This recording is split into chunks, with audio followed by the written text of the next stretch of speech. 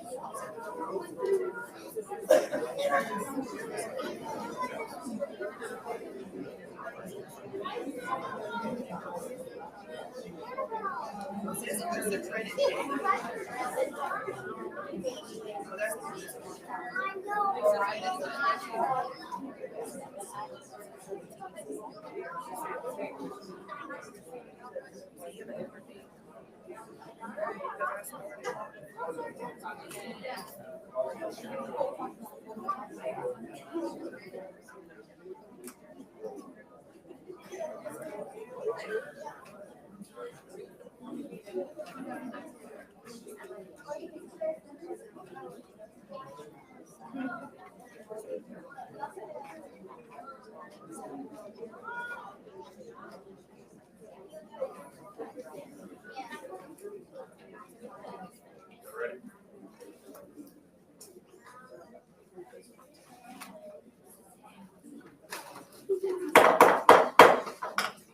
Evening, everybody. We've got a big crowd in here today.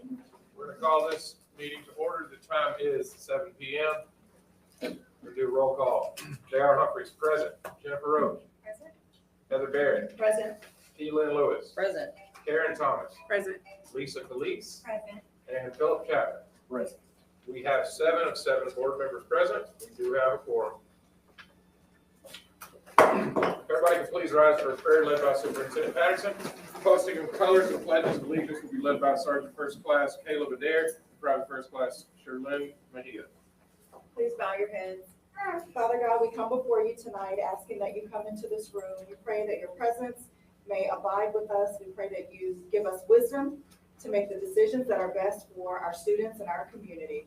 We thank you for the responsibility you have given us to care for your children. All of these things we ask in your son Jesus' name. Amen. Amen.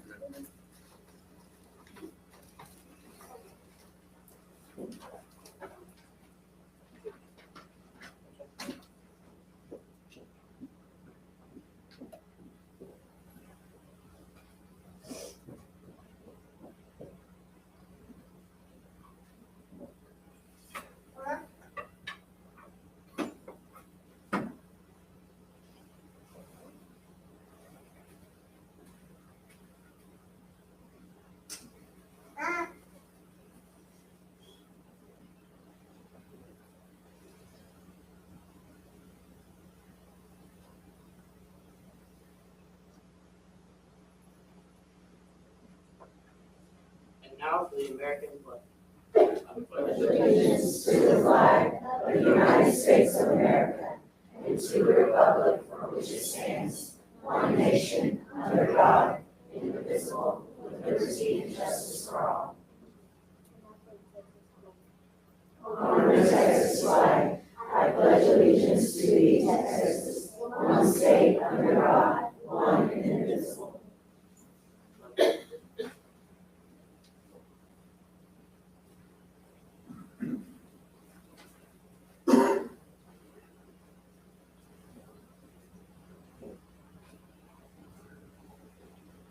As always, we'd like to thank our ROTC members for that. And we're going to jump right into recognitions. So welcome Mr. Brett Bergevine, Director of Communications and Community Relations.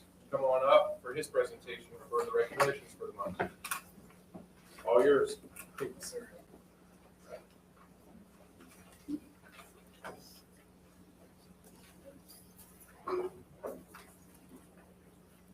Mr. President, Board of Trustees, Superintendent Patterson, community members, and invited guests. Tonight, we have a lot to celebrate in our monthly Cougar Excellence Awards. These awards celebrate hard work, a sense of purpose, and achievement, all pillars of what we cherish in Crosby ISD. We want to thank HEB and the Crosby Chick-fil-A for proudly supporting our Cougar Excellence Awards. Each student tonight will receive a $25 gift card from HEB. Our students and staff will also receive a prize package from Chick-fil-A. But we want to start tonight by celebrating the Read to the Final Four. More than 200 third graders from all 4 elementary schools had a chance to celebrate reading today live on Channel 11. It was very early this morning. Crosby ISD hosted the announcement of the top 4 schools at 6:45 this morning. We treated today's celebration of reading like we were sending our third graders off to a state championship. Crosby ISD third graders have collectively read more than 9 million minutes. That's more than 19,000 minutes per student since November 7th. All of our schools made the Elite 8, but we want to say a huge congratulations to the third graders of Newport Elementary who made the Final Four.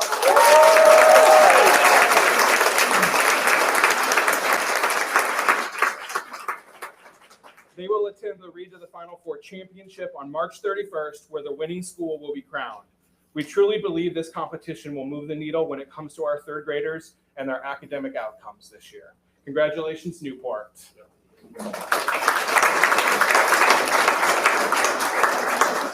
Next, some special guests brought along some sweet treats. Girl Scouts, come on up. These scouts are from Troop 132404, 132312, and 132006 of the San Jacinto Council. They brought along cookies to thank the board. We'll get a picture with you guys.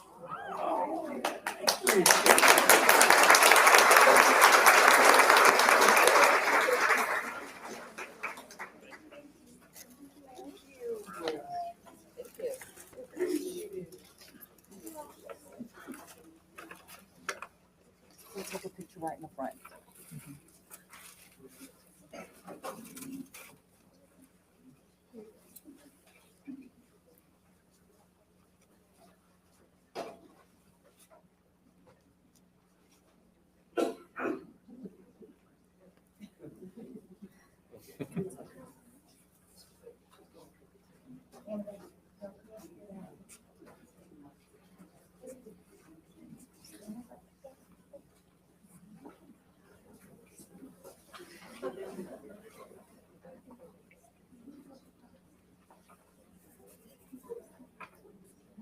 All right, here we go.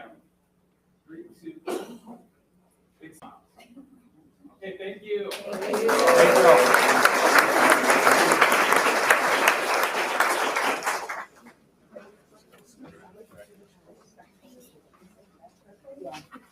All right, now to our 7 students of the month. As I call your name, please come to the front to receive your certificate from Superintendent Patterson. First, from Crosby Kindergarten Center, 6-year-old Autumn Reason.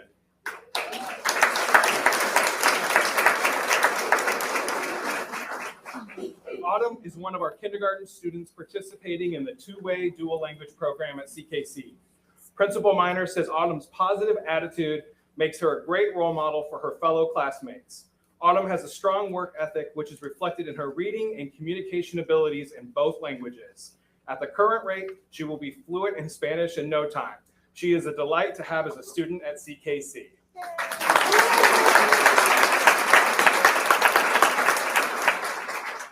From Newport Elementary, 10-year-old Lillian Weiss.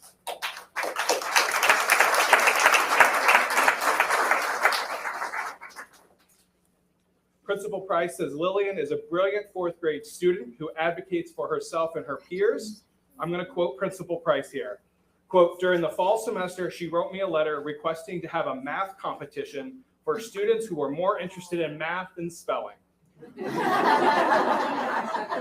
Her letter was bold, polite, and heartwarming. And because of Lillian, Newport will have a math competition on March 23rd, 2023.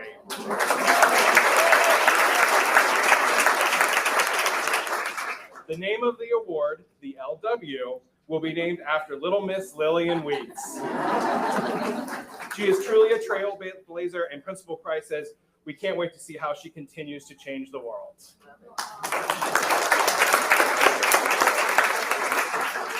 From Barrett Elementary, Carmen Oropeza La Rosa.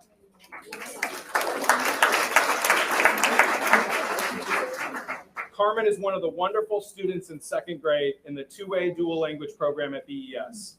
Principal Ornelas says Carmen demonstrates a positive attitude every morning by walking into the building with a bright smile. She goes above and beyond what is asked of her and demonstrates a love for learning. In class, she is a leader, always willing to help her teachers and peers. You can always count on Carmen to do the right thing.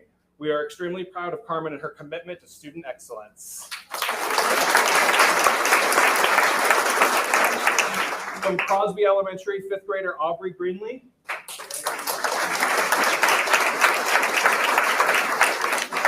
Aubrey is a student council member at CES, and she is a great example of Cougar excellence. Principal Cracky Fox says recently Aubrey was an upstander on the bus and took care of her peers. She makes good choices and is conscious of her actions. She strives to do well and realizes that she is a leader on the campus. CES is proud to have Aubrey as a student who has a caring heart and sweet smile to share with everyone.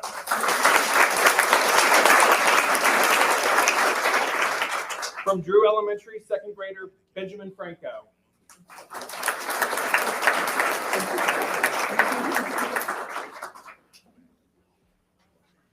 Principal Tisdom says Benjamin excels academically in every subject area. He is an avid reader, and in the second grade, he's already reading at a fourth grade level.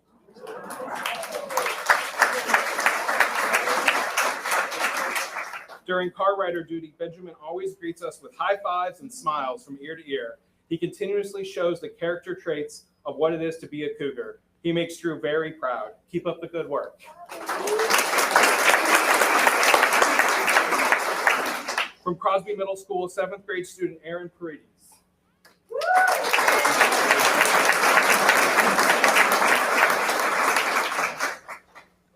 Aaron will go out of his way to make sure those around him are having a good day. He is very polite and well-mannered. He is always respectful to his teachers and takes pride in his work. His teachers agree that he has an infectious personality that radiates every time he enters the classroom. The entire CMS administration team is proud to have Aaron as a student at Crosby Middle School.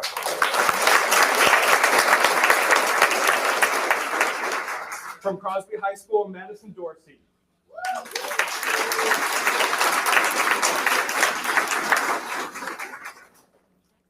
Madison is a junior at CHS. She wears many hats, including being the colonel of the Cougar Stars. She's also a member of the Superintendent's Cougar Council. Madison has consistently led the Cougar Stars in their contest season to many team and officer awards, and she has earned top awards for her own solo. Madison represents Crosby High School well as a competitor academically and as a leader in dance. Madison is not only the colonel of the Cougar Stars, but a good colonel that her team respects and values. Congratulations.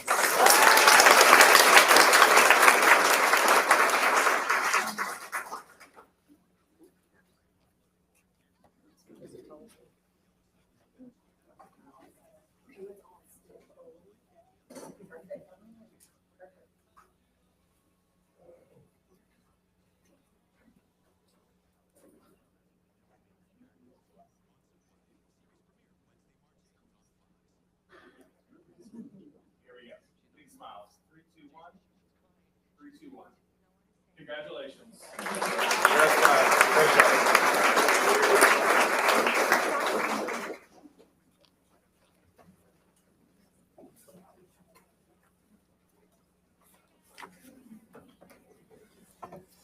Now to the 7 teachers who have earned Cougar Excellence Awards. Please come to the front when I call your name.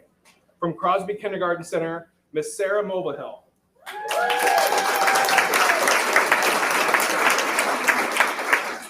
Principal Minor says, walking into Miss Mulvihill's classroom, you would never know she is a first-year teacher.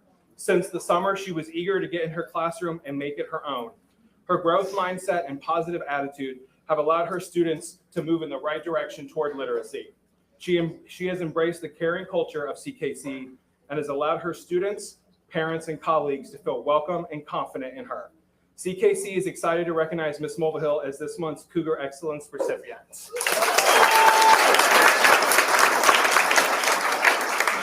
From Newport Elementary, Ms. Melissa McKeon.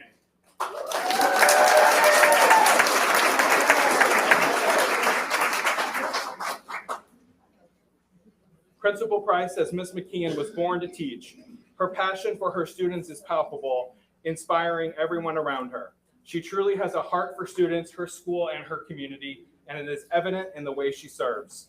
She is the first person in the building and one of the last to leave. She spends countless hours developing and motivating strong readers. She shoulders the responsibility of her classroom like no one else, and it is truly remarkable to watch. Principal Price and everyone at NES are honored to work alongside you. Congratulations.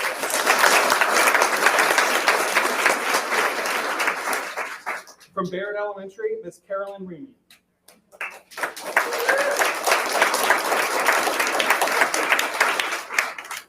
Ms. Ramey is truly an asset to BES, and she greets students every day with a smile.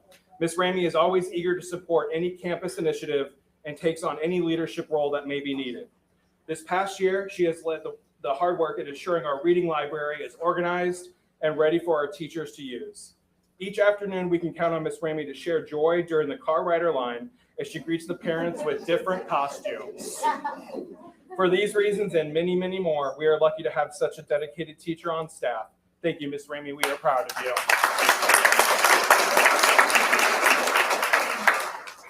From Crosby Elementary, Ms. Demi Janet.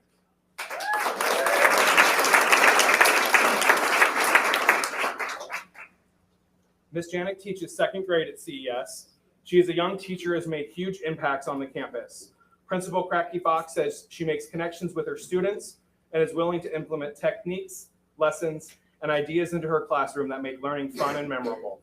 Ms. Janik is a natural teacher who exhibits enthusiasm for the profession and always takes on what is asked of her. Ms. Janik's future in the world of education is unlimited. She will take her natural teaching ability along with her leadership skills and do great things for the children in our community for many years to come. Congratulations. From Drew Elementary, Miss Julie Jackson.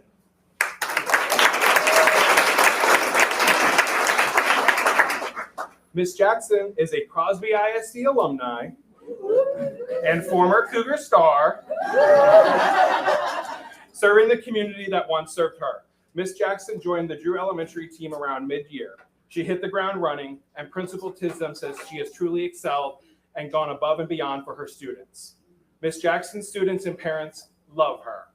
You will find some of her great accomplishments on Twitter as she loves to share the learning happening in her classroom. She is a novice teacher, but you wouldn't know that by the engagement and student learning happening in her class. We are so thrilled that Miss Jackson chose to be at Drew Elementary. Congratulations.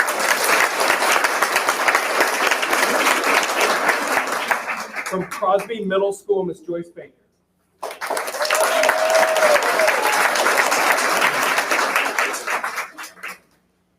The CMS admin team says Miss Baker is the true definition of a team player. She assists whenever needed on campus, and she has really perfected disaggregating data.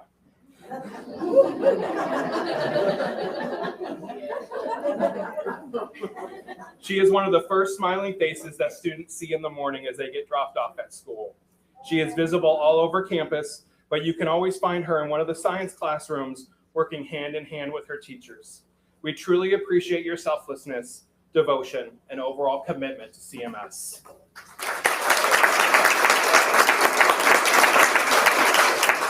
From Crosby High School, Ms. Candace McMahon.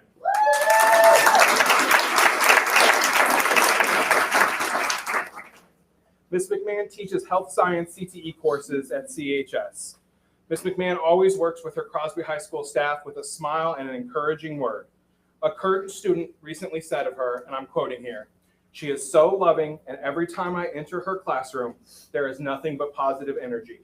She's also very understanding and does an amazing job at teaching. She has been my teacher since my freshman year and has encouraged me tremendously to pursue my career in the medical field, end quote. Along with her other health science team members, Ms. McMahon consistently works to make Crosby High School a safe place. She prioritizes campus blood drives, CPR for students and staff, and encourages students to pursue careers within the medical field. Her real-world nursing experiences have motivated students for the past 5 years. Congratulations. All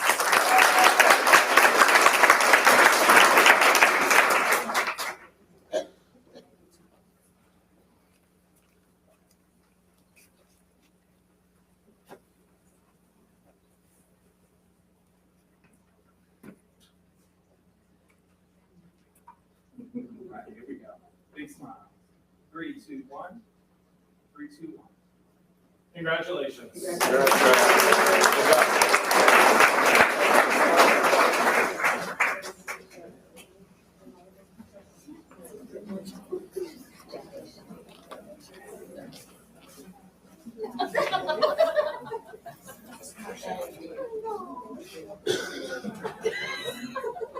Tonight, we want to honor a paraprofessional making a difference every day in Crosby ISD. From Crosby Elementary, Miss Laureen Hayward.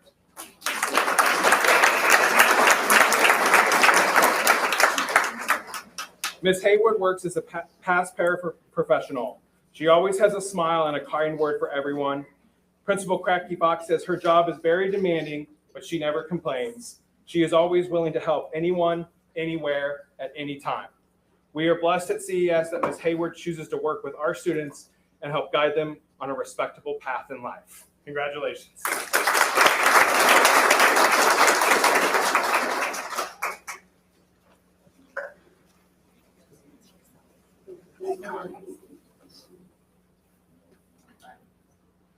Three, two, one. 3, 2, 1. Congratulations.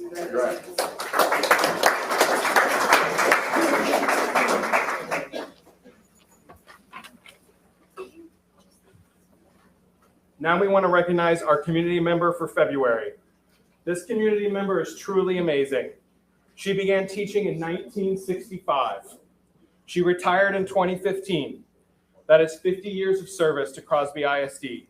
In all, she's taught thousands and thousands of students. To this day, 8 years after she retired, she still wakes up at 5 a.m. like she did for so many years to make each of her students excel. Very few people have ever had the impact that she's had. Let's take a look.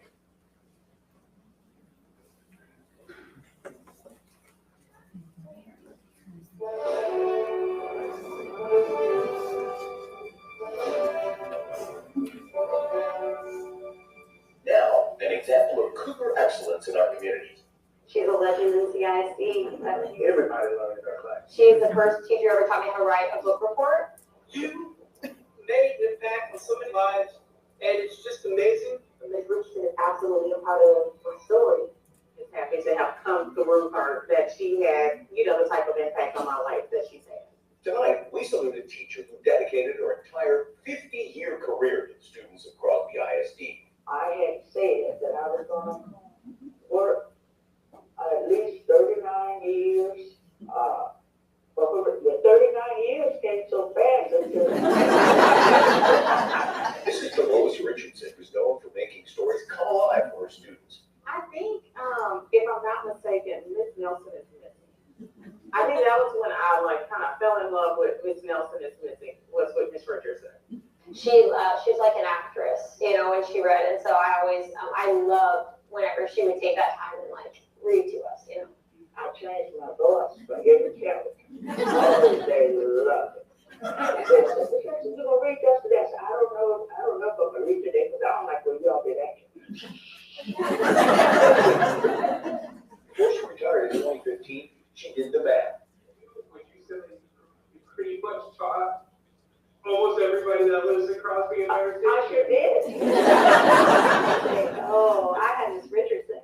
My child had Miss Richardson. My grandchild had Miss Richardson. And Miss Richardson could probably name everybody that she ever taught. To this day, she gets tickled when they tell her what she means to them. For 50 years, her voice has been a constant in Crosby ISD classrooms. I did this for your mother, your uncles. Mrs. Richardson says she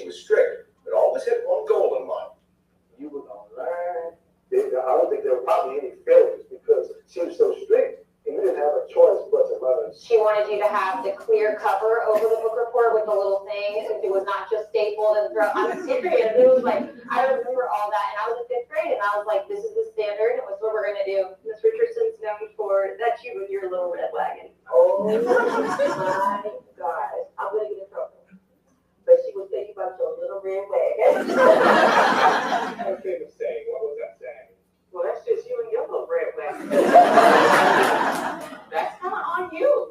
Like, if you are not prepared, that's on you. She was a bit of a fashion icon. There wasn't a day that she wasn't dressed to a T. She always dressed to impress. I even remember appreciating as a fifth grader, just like she always was like, this is a professional job and I'm here and, we're going to do it. I talked to her many years to have to make sure I ain't have on the same outfit. But they still have wonderful memories. So do her former co-workers. Not only did she see history, but she was a part of history. And she's part of the reason that CISD is so strong. She was one of the teachers that influenced me to want to become a teacher. I really just love the way she was with us. We felt welcome in her classroom. I was your student during summer school between third and fourth grade, and then I was lucky and blessed enough to be your student in fifth grade. It was just amazing being able to have you as, a mentor, somebody that taught us the ways. You did more than just taught us reading. Every time I see her, it's the same thing. It's the same respect. It's the same enthusiasm. It's just a blessing to have her in the community. I love Ms. Richardson. I'm very glad that I was able to witness such greatness and even teach alongside her because my first year was her last year. She taught me everything about teaching, how to be elegant, have poise. You can see her influence the moment you walk into Drew Elementary School. On one side of the foyer stands an awards case with a plaque dedicated to her 50 years of service. Once upon a time, there was an oak tree. Children came to the oak tree to talk and play and learn. Thank you for standing tall, Mrs. Richardson. On the opposite wall, a mural. It paints the history of Barrett Station. There's an image of a teacher reading to her students under a large oak tree. That's Mrs. Richardson. I used to gather my kids up and we would go outside and sit under the big tree. I would read to my students and they enjoyed the sunshine. They enjoyed the green grass and they would really comprehend what I was reading. It was such a joyous time. That oak tree no longer stands, but it doesn't have to. Her impact will last forever. I had a lot of parents to say, Ms. Richardson, you did for my child what I couldn't do. I said, what do you think? You made a reader out of my child. Crosby ISD and the Board of Trustees salute you, Mrs. Richardson, one of the longest-serving educators in our district's history. Her ability to see the microscopic bit of potential and nurture it to the point that it blooms to something beautiful. An excellent teacher, a teacher of integrity. You made an impact on so many lives, and it's just amazing. And thank you for being a mentor that we all look up to. I want to thank her for being that beacon of hope. She just has that history. She's tied here. Her roots are deep.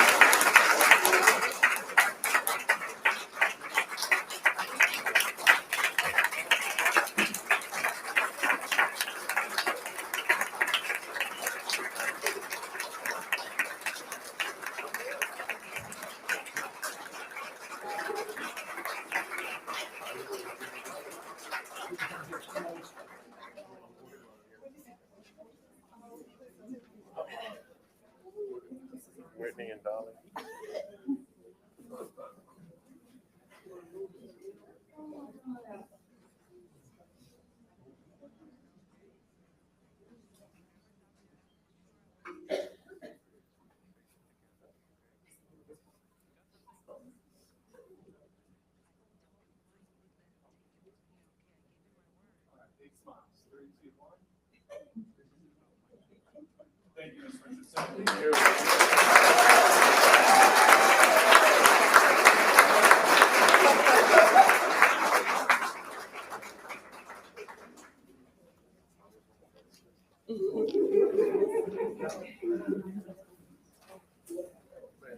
It's good stuff.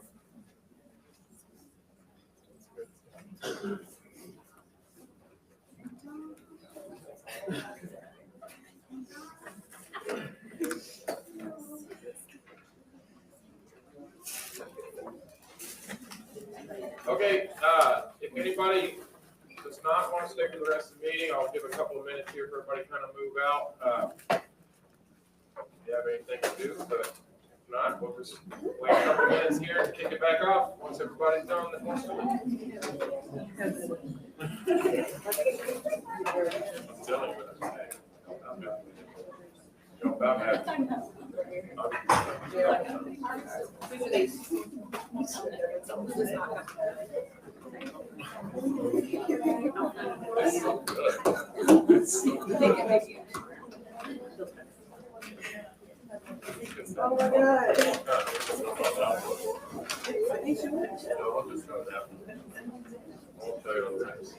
Oh my God. Oh, man.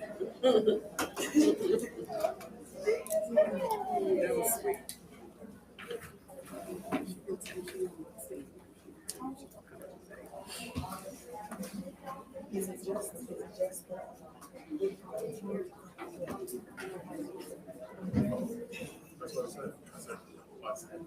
I don't remember. That's true.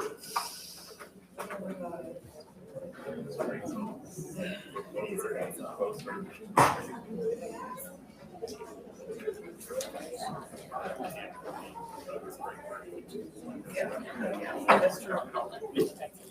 Yeah.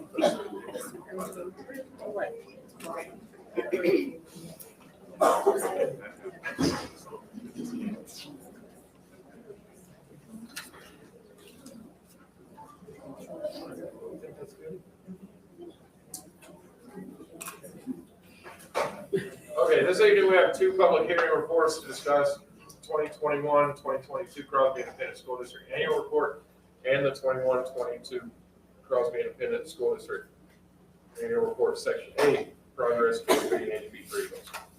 We're going to begin with a report presented by Robleski. Yes, sir. And public hearing.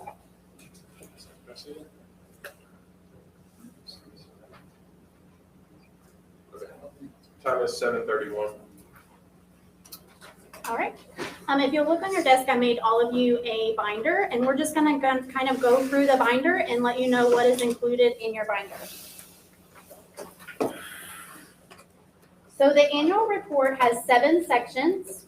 The first section is going to be the taper report. That includes district and campus reports.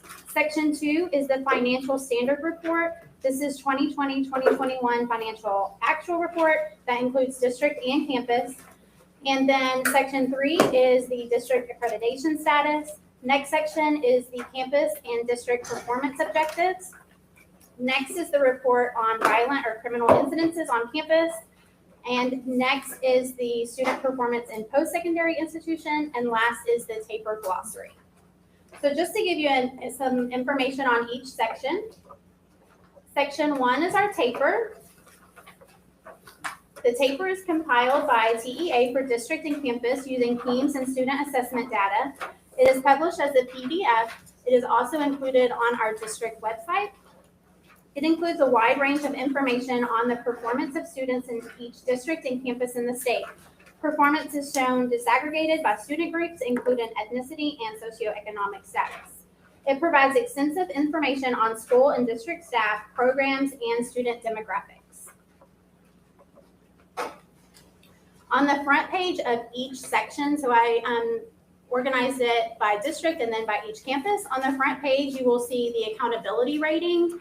The district rating was a B, Crosby High School was a B, Crossroads was a C, Crosby Middle School C, Barrett Elementary A, Crosby Elementary B, Drew Elementary B, Newport B, and Crosby Kindergarten B. Also, you'll find the special education determination status. We met requirements for each campus and district. And then also it has the distinction designations. If the campus got a designation, then it would be included on that cover page as well. Crosby High School, Barrett, Drew, and Newport all got distinctions. The next part of the taper is STAR performance. It shows all 3 performance rates: approaches grade level, meets grade level, and master's grade level. It's reported for each assessment, all grades, all subjects, and then all grades by subject. Also shows STAR academic growth. This is calculated for reading in grades 4 through 8 and English 2, and for math, grades 4 through 8 and algebra. It's reported by grade and subject.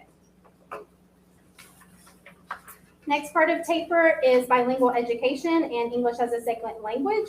It includes STAR performance for students identified as current EBs or English language learners. Next is STAR participation in the taper report.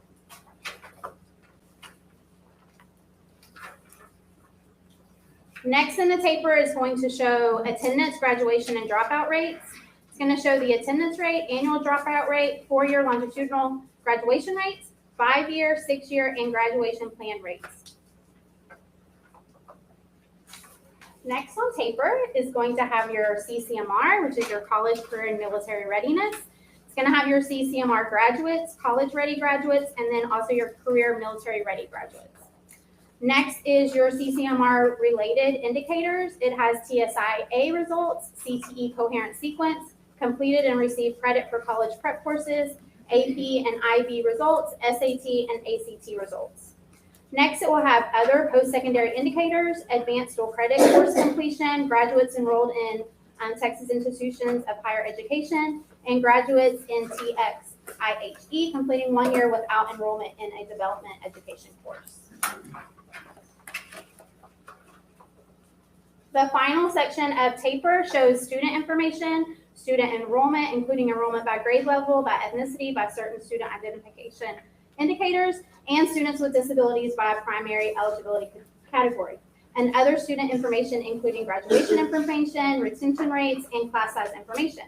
It also includes staff information, including total staff, staff by classification, teachers by ethnicity and gender, teachers by highest degree held, and years of experience. Also experience of campus leadership, staff salary, and staff turnover rate information. Lastly, it has the program information, student enrollment by program, and teachers by program. All right, that moves to our section 2. It's a lot smaller. This is going to be our financial audit data. Financial actual data. This includes our 2021 actual financial data by district. That includes revenues, expenditures, disbursements, tax rates, and fund balance. And then also for campus, it has expenditures by object, by function, and program expenditures.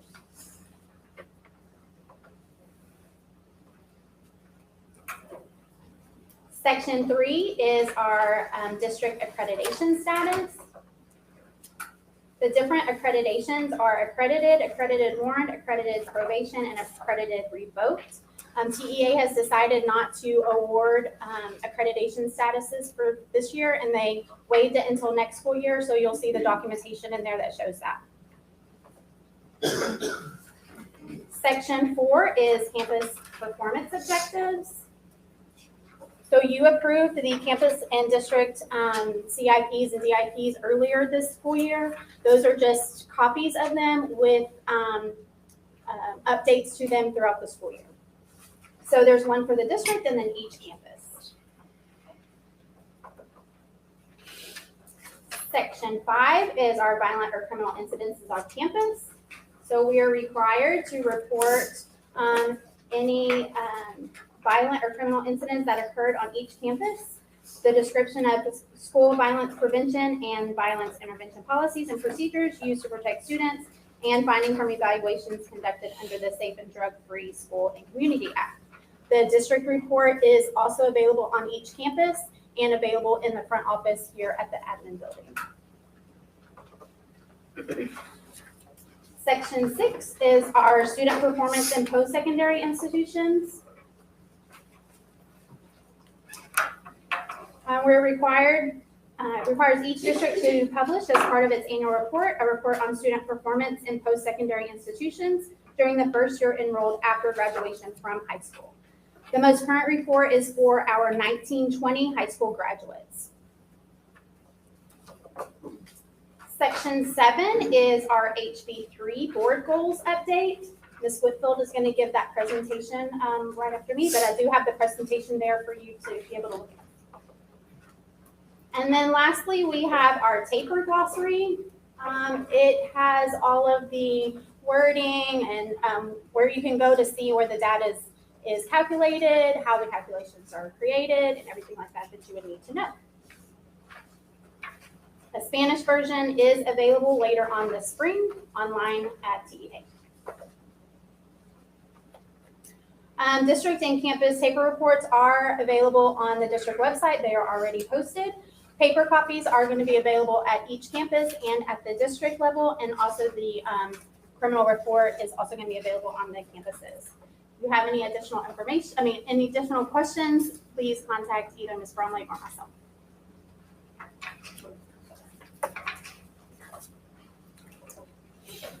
Anybody have any questions for Blessing at this time?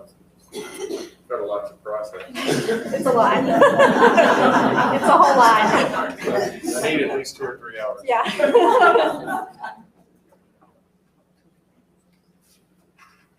Mm-hmm.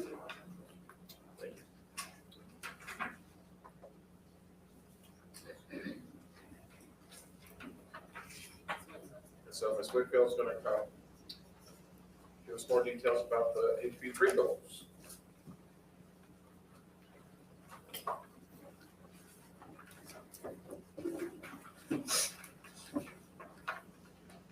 Good evening, everyone. Board President, trustees. Tonight, I'd like to give you the middle of the year update on our House Bill 3 proposed goals that we have moving forward so that you can see where we are.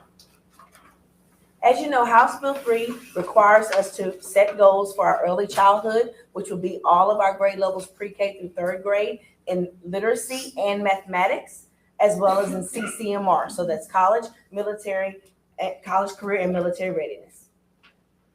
Looking forward, we are still going with our Texas 60 by 30 goal. So that means that 60% of 3rd grade students by the year 2030 are expected to read on grade level in the state of Texas, as well as 60% of our high school graduates are expected to not need any type of remediation, but also have some type of career industry-based certification by the year 2030.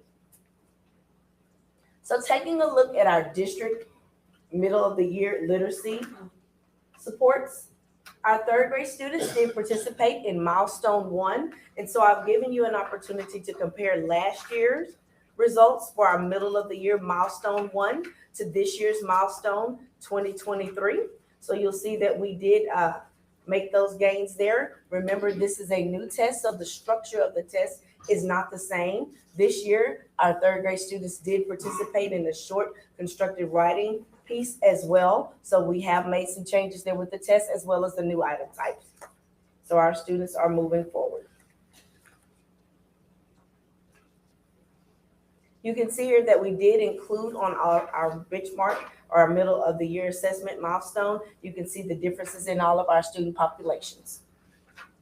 And you do have this in your binder as well there. Looking at our next level, which would be our early childhood literacy goals for 2nd grade. Just as a reminder, we did change our students as well as in the early childhood levels. But looking at our data, you can see here our goal for 2023 at the end of the school year is 72%. And middle of the year, we're at 63% of our students performing to reach that goal by the end of the year. Looking now, our next level would be our 1st grade students. And so they participated in what we call the Developmental Reading Assessment, DRA, which is a shift from the Rigby assessment. Our students are at 37% at the middle of the year. And so we're striving to get to that 71% by the end of the school year. So hopefully all of that reading that they're doing in the Newport Elementary will support all of that growth that we have going for us. As we look at our next level, of student scores, we would take a look at the end of the year developmental reading assessment. And this next one focuses on 2023, looking at 75%, and we are at 72% for our students in kindergarten.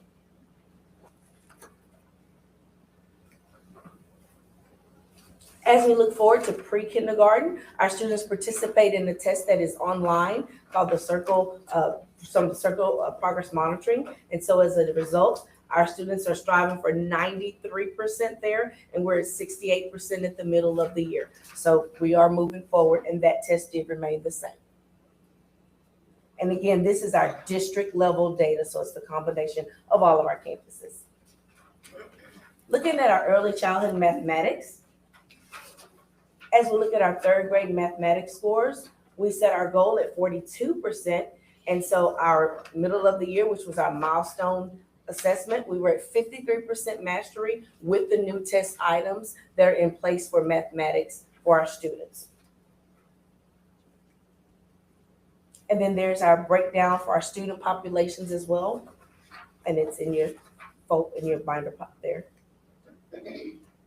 When we look at our second grade students did participate in their assessment, and they're striving for a 54% at the end of the school year, and they were at 49% for their milestone 1. Looking at our first graders, they too are striving to have a percentage of 56% by the end of the school year at the MEEPS level performance, and they were at 33% MEEPS at this time. Our kindergarten students participate in an assessment that is administered online through computer. It's the Texas KIA assessment, and it's striving for us to make it to 82% this year, and we were at 42% at the middle of the school year, which was our, if you will, our January assessment. And our pre-kindergarten students as well participate in the online assessment from the CLI Engage platform, Circle Progress Monitoring. We're working towards a 95% goal, and our pre-K students were able to meet the expectations at 90% at the middle of the school year with those benchmark checkpoints for middle of the year.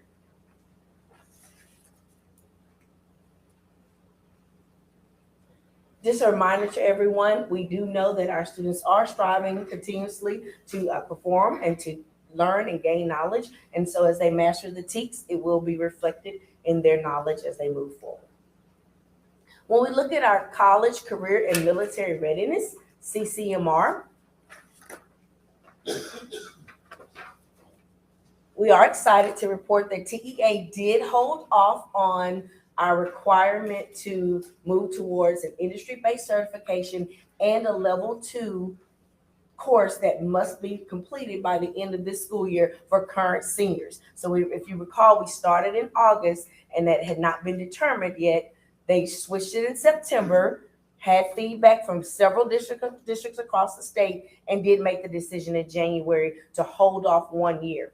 So based on that information, we are at 65% at the middle of the school year, striving to get to 70.5% for our students with overall college, career, and military readiness. As a reminder, military readiness was not a part of our accountability in the last 2 years because it was not required by TEA. And there again is our breakdown for our student populations. And then if we take a look, at our college-ready students, keep in mind these are seniors this year for our 2023 count. Any student who graduates, not just if they're seniors, but they must graduate. So if they enter into our school system at any point during their senior year, they are considered in this count. So even if they've not been with us throughout the 4 years, they're still considered in this count. So right now at college ready, we're at 27% at the middle of the year, striving for 54% by the end of the year.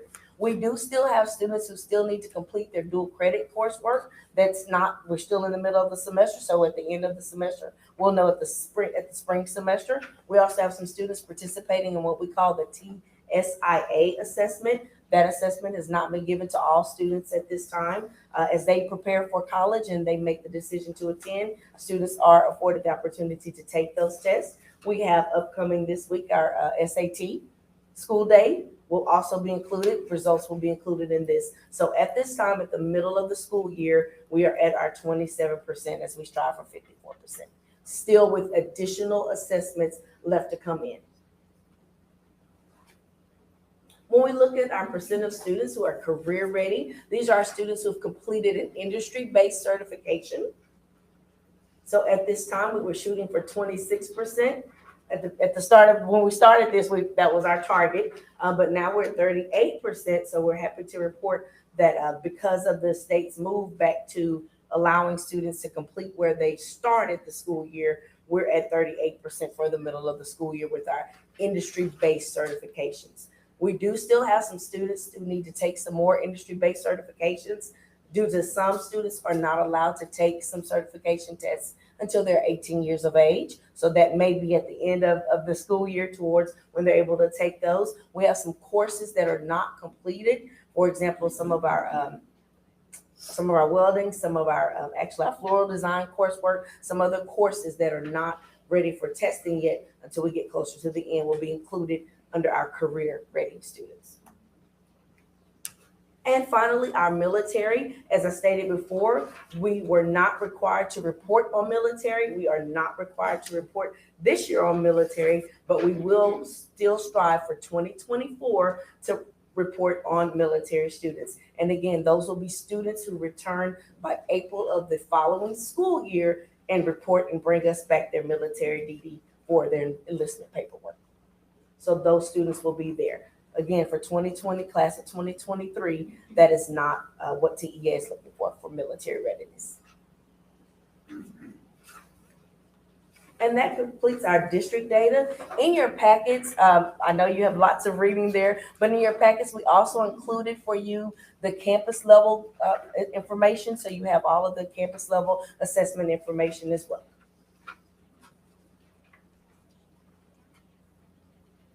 Yeah, any questions, anyone? One question. Just I heard you say that the math assessment had the new item types. The math assessment for third grade had the new item types. Yes, ma'am, it did. And the language art, the literacy assessment had the short constructor response. Did it also include the extended constructor response? Yes, not the first one. The second milestone will include the extended response and short answer response. Okay. So this data is just with short constructor response. That and some of like the hot spots, some of the hot text, all of those are still into the third grade assessment as well for reading. Mm-hmm. Thank you, ma'am. You're welcome. Anything else from Ms. Whitfield?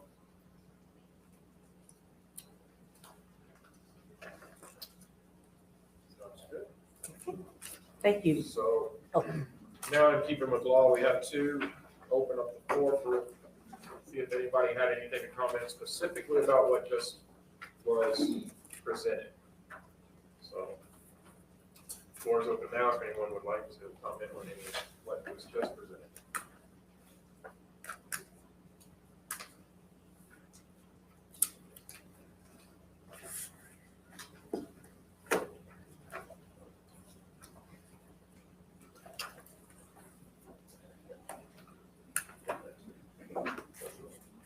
All right. That concludes public hearing for this evening. The time is 7:52 p.m. Thank you. Thank you. Thank you all. Okay. Now we've got reports, and Mr. Hicks is here to give us a couple of reports. Ms. Patterson, members of the Board of Trustees, thank you for allowing me to present to you an update on our TEA door and intruder audits. So to refresh your memory, as you are probably well aware, the Texas Education Agency implemented a program this school year that focuses on exterior doors, intruder entry, and auditing of exterior doors. It is broken into 4 different parts that are listed here. The first part is intruder detection.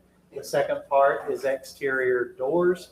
The third part is interior doors. If the district has a policy to provide instruction with the doors closed and locked, and then exterior door sweep audits, which are a way of saying that the district and campus is conducting a thorough analysis of the exterior doors and then making any type of corrections or repairs that might be needed. All campuses are subject to audits throughout this school year. We have had several audits to date. This is an overview of the most recent audit, which did occur on February the 15th. And as you remember, we provide a surface level in this setting, and then detailed information is available to you and is reserved for the closed setting. So the results of this audit, phase one, the intruder detection audit, the outcome was that the auditor was not able to access the building. Phase two, exterior door audit, the outcome is that all exterior doors were closed and locked. Phase three, the classroom door audit, all classroom doors were closed and locked. And then the weekly door sweep audit, documentation was in place when inspected, and all sweeps were as prescribed. The overall outcome is that we had no findings involving corrective action. If anybody has any questions, I'll be happy to entertain them and answer. Thank you very much. Okay, thank you. Thanks, Mr. Gates. All right, moving right along. Public comments, hearing of citizens. We have two people that signed up tonight. We're going to start with Mr. Joseph, Mike Joseph. And let me see. I'm going to read through. Let's see. I'm going to read through the rules here. Audrey Anderson, board clerk, will serve as our timekeeper and for those requesting to speak. The timer will also be visible on the screen. Heather Barrett, board secretary, will read the comments submitted. We don't have any of those. Comments are limited to a maximum of 3 minutes per speaker. Public comment is 2 formats: in person or by email. Members of the public will not be permitted to make comments by both methods.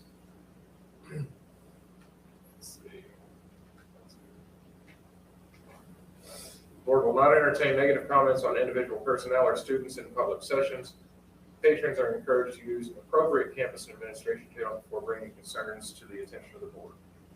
Board members are not allowed to deliberate, discuss, or make decisions regarding any subject not included on the agenda posted. That being said, Mr. Joseph. Can I make one aside before the 3 minutes start? And this is about Ms. Richardson. No, this is about Ms. Richardson. When she received her 45-year PIN, the company didn't make 45-year PIN. So we had to give her a 25, a 10, and a 25.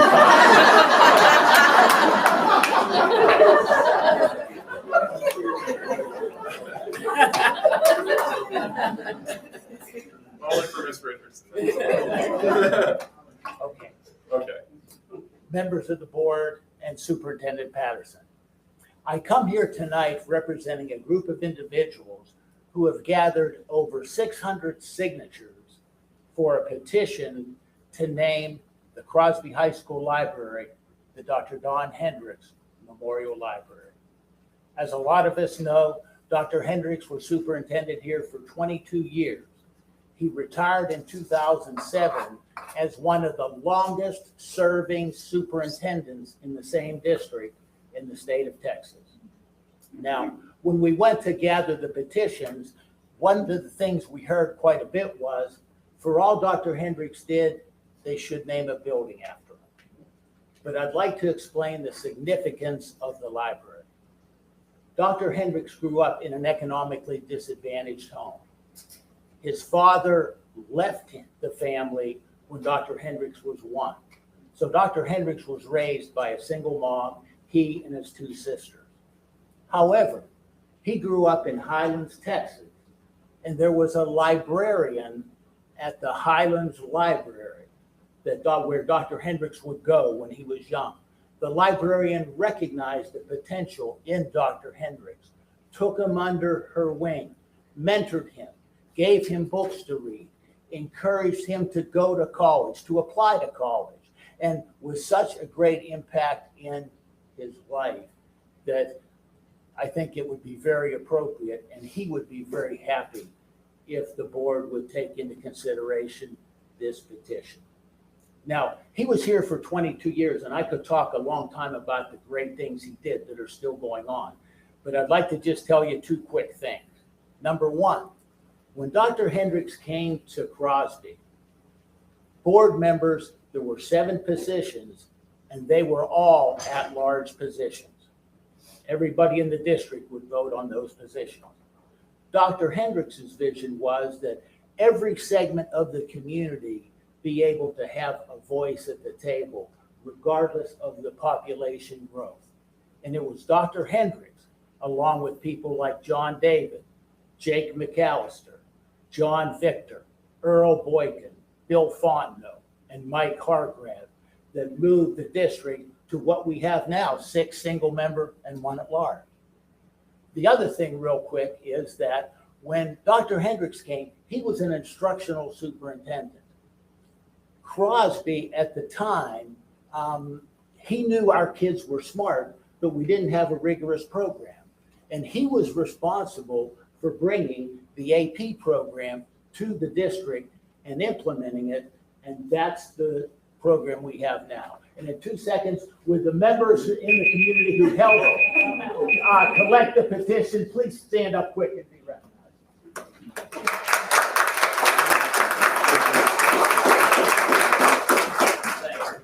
Thanks a lot. Thank you all for your work on that.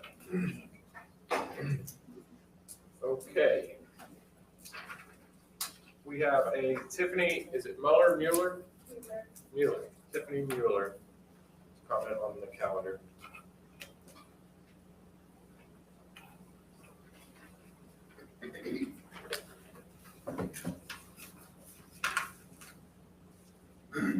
Thank you for allowing me to speak today. Before I start, I just want to say I and like the organizations that I work with, regardless of the vote regarding the calendar, we will continue to help and support the students of the district in any way that we can. I understand that you have access to more information and data than I do, so this is just some food for thought. Texas has over 1,250 school districts. Currently, 43 districts are starting the 4-day school week. Most of those schools are smaller schools with less than 2,000 students, and Crosby has over 6,000 students. The change to a 4-day week is a current trend as a way to combat the teacher shortage. But research on this change, while there are good and bad reports on it, how it affects the students and teachers, these plans haven't been in effect long enough to really know the actual outcome of these changes. Recently, you guys did the current poll voting. That was for, not for like a traditional calendar where there's just a few different date options. It was basically for an overall change to a 4-day school week. Based on the previous ones, and I know tonight you'll get information on the current one, but it was a 60-40. So 60 was for and 40 was against the 4-day school week. So based on the way I would see this is that 40% of your students said that this would negatively affect them. So based on that, I would just ask, I know that you guys have access to more data than I do, but if you do make the change, how can you not negatively affect the 40 students, whatever else you can do to help them? I know that there's been issues with childcare. Crosby does not have childcare available. There's already waiting lists. For however many students you have in this district that are part of the special ed, childcare facilities are not normally equipped to deal with special ed students. They just don't have the training. So what would happen to those that would need it? You lose your safe space for students. I know that students receive meals. You guys come up with a plan on how to get them extra meals, but that is one meal that they wouldn't get that would be like more fresh food because they wouldn't be at the cafeteria. And then also, regardless of any changes that you make, I would just encourage that to try to always increase the support of the staff.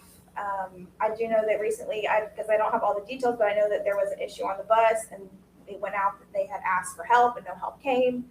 So just regardless of the change, we need to start figuring out ways to help our teachers and our students behave better and things like that. So thank you. Thank you very much, Ms. Miller. That concludes the hearing of citizens. So, moving right along to the consent agenda. Is there anything anybody want to pull from the consent agenda, discussed individually? Hearing none, floor is open for a motion to approve the consent agenda. I move to approve consent agenda. It's been moved by Humphrey, seconded by Barrett to approve the consent agenda. Any last call, pull anything? All in favor, raise your hand. Opposed? Abstained. Motion carries 7-0. All right, regular business. So here is the district calendar item, item A. So, no. We do have a presentation, and what we are doing, we presented at our special call board meeting. And if you remember, at the end of each cabinet presentation, there were next steps. So tonight, as cabinet starts making their way to the podium, they are going to come and share what they've done in between then and now to shore up the plans. Great.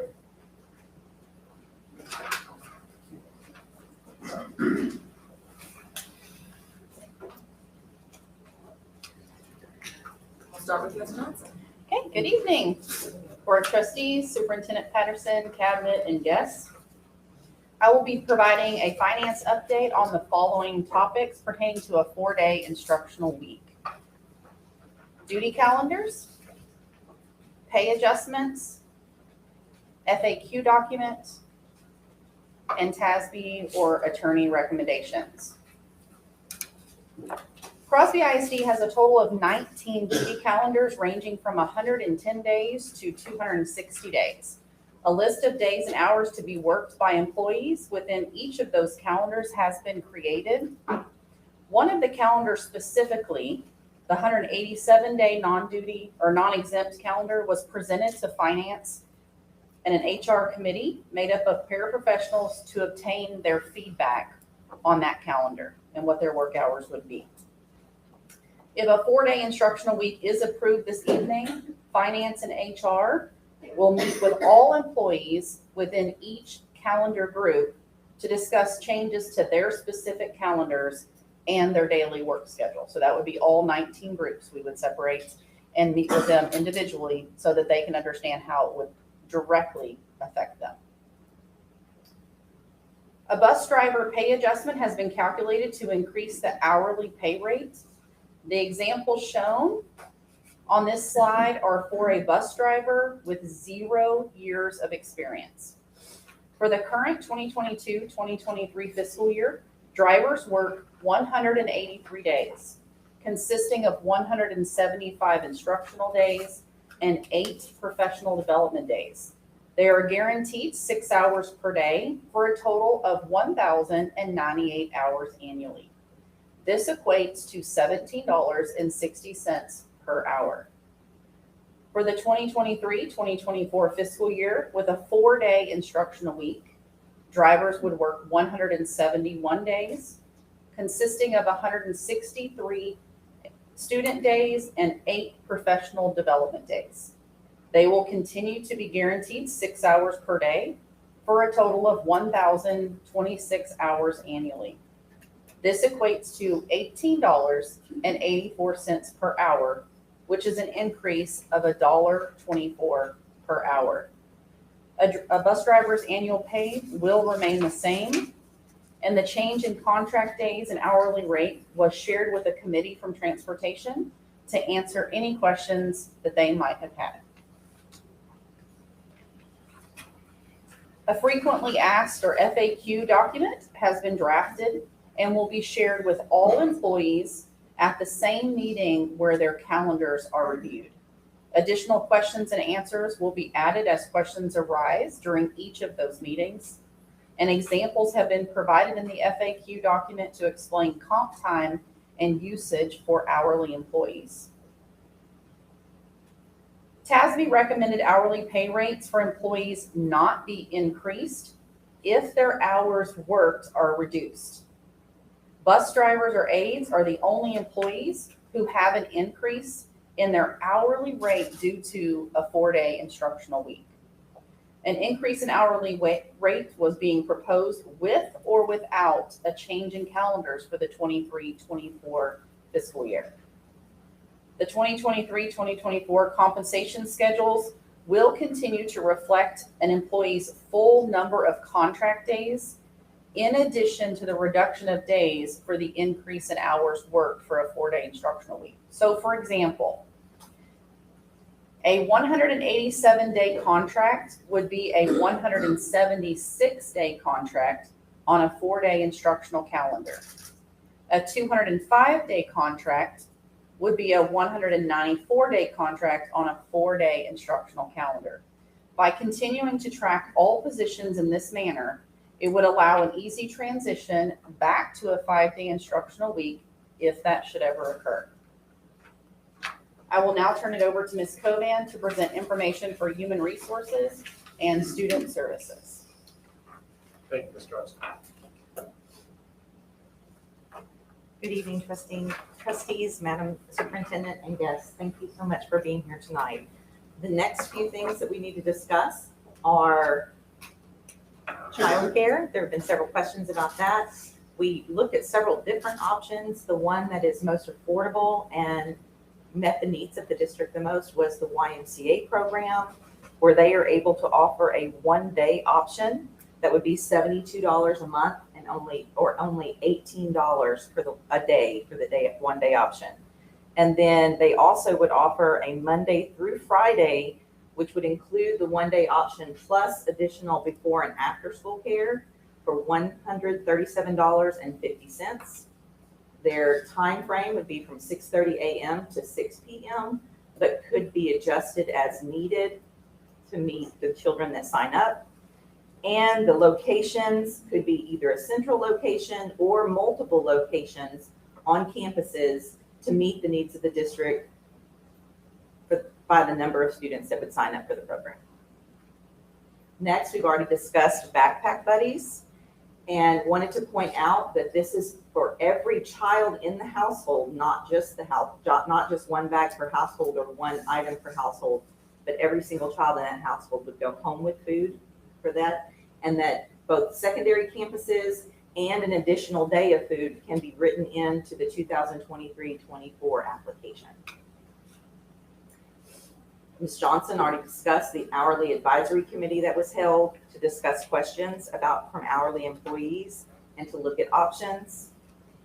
And then lastly, we talked about student trainings, and we are currently acquiring the resources for these student trainings and scheduling the additional dates for CPR trainings for students, older students.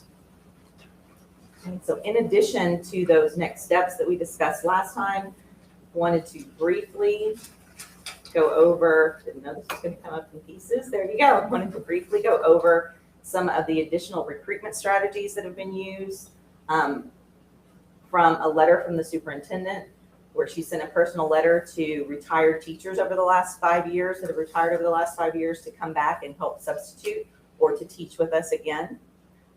We have started a Grow Your Own program, both with a University of Houston Clear Lake partnership, as well as looking for paraprofessionals that already had degrees and encouraging them to enter ACP programs. And we're planning to meet this month and have already spoken with several members of the Crosby Education Foundation about starting a paraprofessional scholarship that would assist some of our current paraprofessionals to go back and become certified teachers. Okay. We have also initiated a University of Houston Clear Lake partnership that has already started getting students into our classrooms. Right now, we have 11 students from the University of Houston Clear Lake that are observing either from 10 to 40 hours this semester, which could turn into student teaching for the fall. And we are working on a Grow Your Own plan with this specific university that will offer scholarships both to our CHS students and our paraprofessionals that would like to return to the district and have scholarships. and teach with us. We have done other university partnerships. We've contacted 12 universities this year. We are currently working on 3 to outline a partnership. And then we have already acquired the 1 partnership with the University of Houston Clear Lake. Here's a quick list of all of the job fairs that we have attended, plan to attend this year, as well as our own job fair for the district. You know this very well. We initiated a referral stipend for current employees who bring in high need teaching certification, new personnel to the district. And you also know this, you approved paid student teaching. Also, we have a few of the retention strategies that we have in place. We've had the HR advisory committee that has helped us focus on retaining teachers. Of course, the retention stipend that y'all have approved the last 2 years for our current employees who return. Also, you have approved 2 additional local days last year and a 3% raise. Some of the things that the HR advisory committee has done is we're looking at new service awards. The vast majority of the feedback from campuses is that they would prefer a gift rather than the pen. I guess it's a generational thing, but we are moving to that this year, the year after my 20 year. So I'll have to wait for 25. And so, and then also that committee has helped us create and revise our district recruitment and retention plan. Thank you.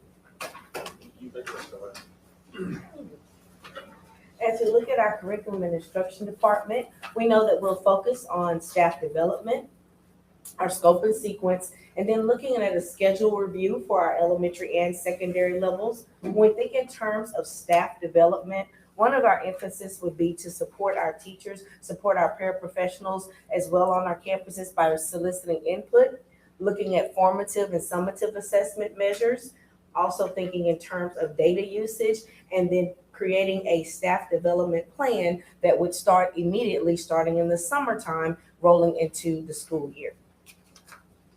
We'd also take a look at our master schedule development.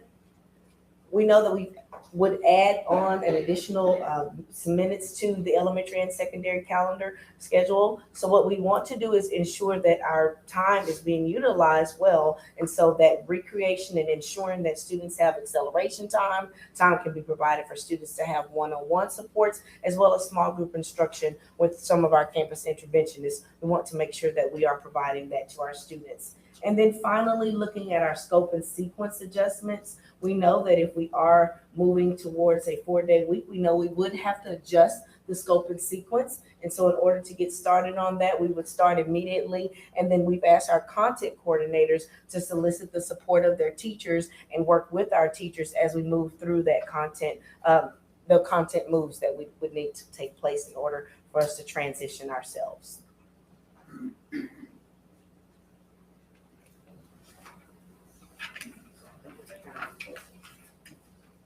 Hi, good evening once again. So I'm going to talk with you about the operations side of the district. And so the objective here was to provide question and answer and support opportunities to those various departments that provide support to our district. And to assist me, would also like to welcome Constable Sherman Eagleton is here with us, along with some representatives. Please feel free to come up and join me at this time.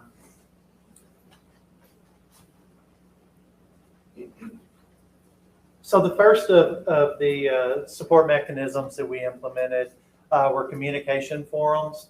These forums were established following the special call board meeting prior to our survey of the calendar. And the purpose behind this was to create two-way communication between the departments and the staff members with the goal of being able to answer any questions that staff members might have, while at the same time providing them with the knowledge that the information that the calendars were available for review. Individual director meetings followed that forum, and that was basically a one-on-one where I could meet with each of our directors, and these would include maintenance, grounds, custodial, also technology, nutrition services, I wanted to be able to answer any questions that they might have fielded or any questions that they might have had on their own. We also formed during this process of events transportation, or we met with a transportation advisory committee so that we could field any lingering questions that might still exist, or additional thoughts that might have come up following the presentation that Ms. Patterson had with them. And then finally, a meeting was held with our lead constable for the district where we did discuss protocols and practices that would happen during this calendar. Because regardless of if we're on a 4-day instructional calendar, we're still going to provide 5 days of supervision and security throughout the week. So with that, I will transition over to this team so that they could speak directly to you about that. Good afternoon, I'm Constable Sherman Nicholson. With that being said, regardless if you go to a 4-week school year or a 5-day school year, our services from Precinct 3 Constable's Office is going to remain the same. Whatever you decide that you're going to do, we're going to adjust to it. Our goal is to make sure that the kids that attend Crosby Independent School District is safe, and that's what we're here for. And I brought my command staff with me. I have Chief Bonzo, who's over everyday operations of the department, and I have Captain Paul Simpson, who's in charge of all our SRO deputies that work in all the different school districts. So with that being said, I'll stand for any questions that you guys have for us. I have a question. Yes, sir. No. Just the board? Yes, we can't entertain any questions from the. I have a question. There was some concern about if we move to a 4-day calendar week, how would it look in the neighborhoods with our SROs who are at the schools, or additional staff that you may have be able to patrol the neighborhoods, during the school day on whatever day that is that we have off? Well, our SRO deputies work a 40-hour work week. I don't think you guys are going to be in school 10 hours a day. So they're going to give their 40 hours that we deserve. So if they spend 8 hours a day or 9 hours a day in the school, we're going to take all those resource deputies that didn't get their 40 hours in, and we're going to put them out in the community to serve the community.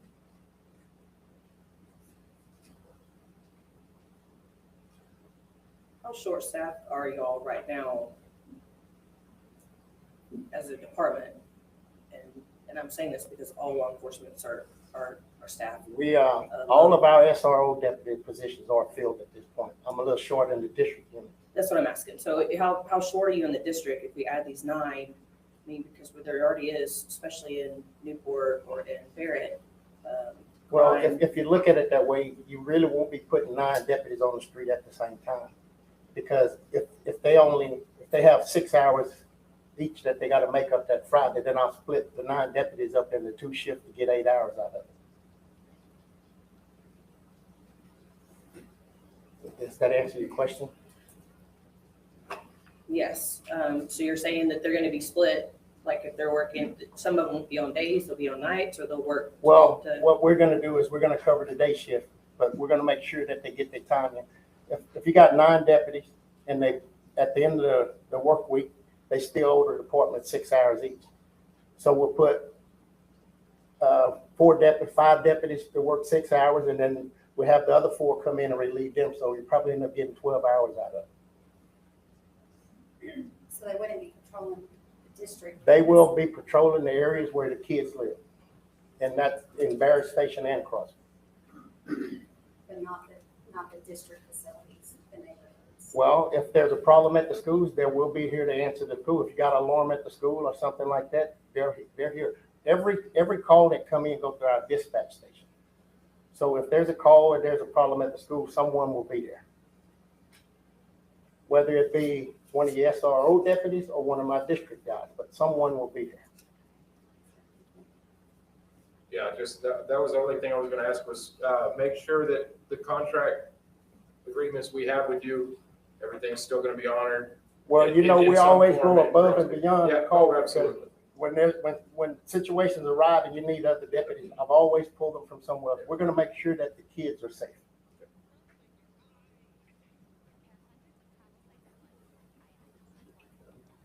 Any more questions for them?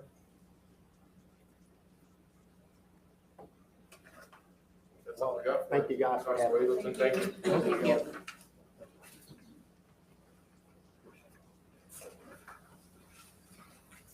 Okay, at this time, I believe we will segue to communications with Mr. Birkenbein.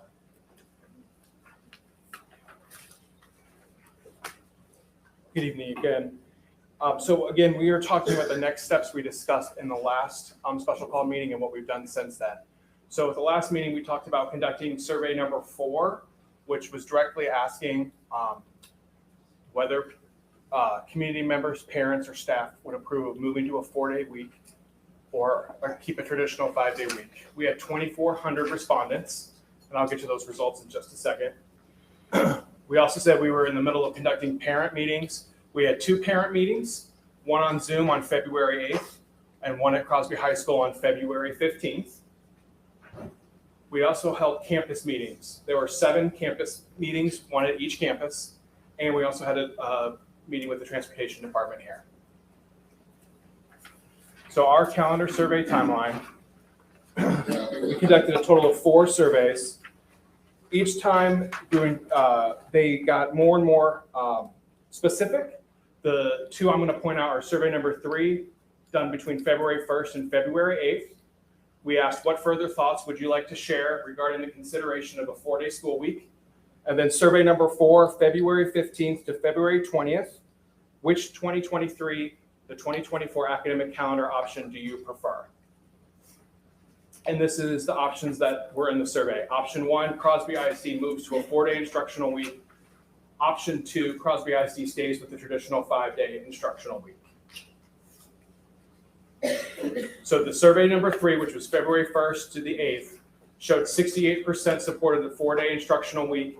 25% were concerned about a 4-day instructional week. The most recent survey, survey number 4, 59% prefer 4-day instructional week. 41% prefer a 5-day instructional week. We also did instant staff polls at the end of each of our campus meetings. The results are there on your screen. I'm not going to go through each one of them, but they range from 78% for the 4-day week to 100% for the 4-day week. So we talked a little bit last time about trending in Texas. I just wanted to briefly mention this again. I believe we're at 43 districts in Texas that are moving toward the 4-day week. It's also trending with larger districts. So 2 more are coming online in the fall. Anna ISD, which has 4,900 students, and Terrell ISD that has 4,700 students. So the trend in Texas is not just a 4-day week, but increasingly larger districts are going to this option. One example we talked about last time was Athens ISD. Trustee Baird had asked for some demographic information, and I wanted to share a little bit about that compared with Crosby ISD. Athens has 3,000 students. They have been they did a 3-year pilot program for a 4-day week starting in 2019. This year they made it permanent. You can see their demographics from both districts. On the left is Athens. You can see the breakdown. We really want to point out the economically disadvantaged number here. It's significantly larger in Athens ISD at 79%. Crosby ISD has 6,700 students. Our economically disadvantaged number is 54%. And I'm just setting that up as a comparison as we talk a little bit more about Athens. Athens ISD has definitely seen improvements in recruitment and in retention. Before the 4-day instructional week, the district was losing 20 to 25% of teachers each year. Many new hires were brand new to teaching, coming with 0 years of experience. After the 4-day instructional week, teacher turnover has dropped by half, and new hires are now coming with an average tenure of 10 to 11 years of experience in the classroom.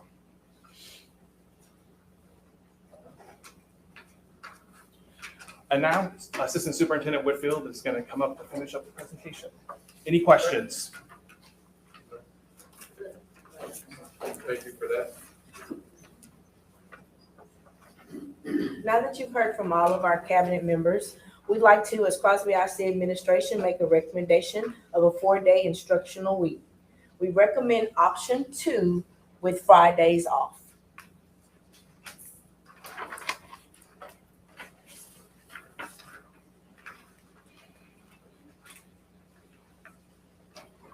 So as we continue to gather data throughout this process, just gonna pull it all up for us there. So you can see it all at once.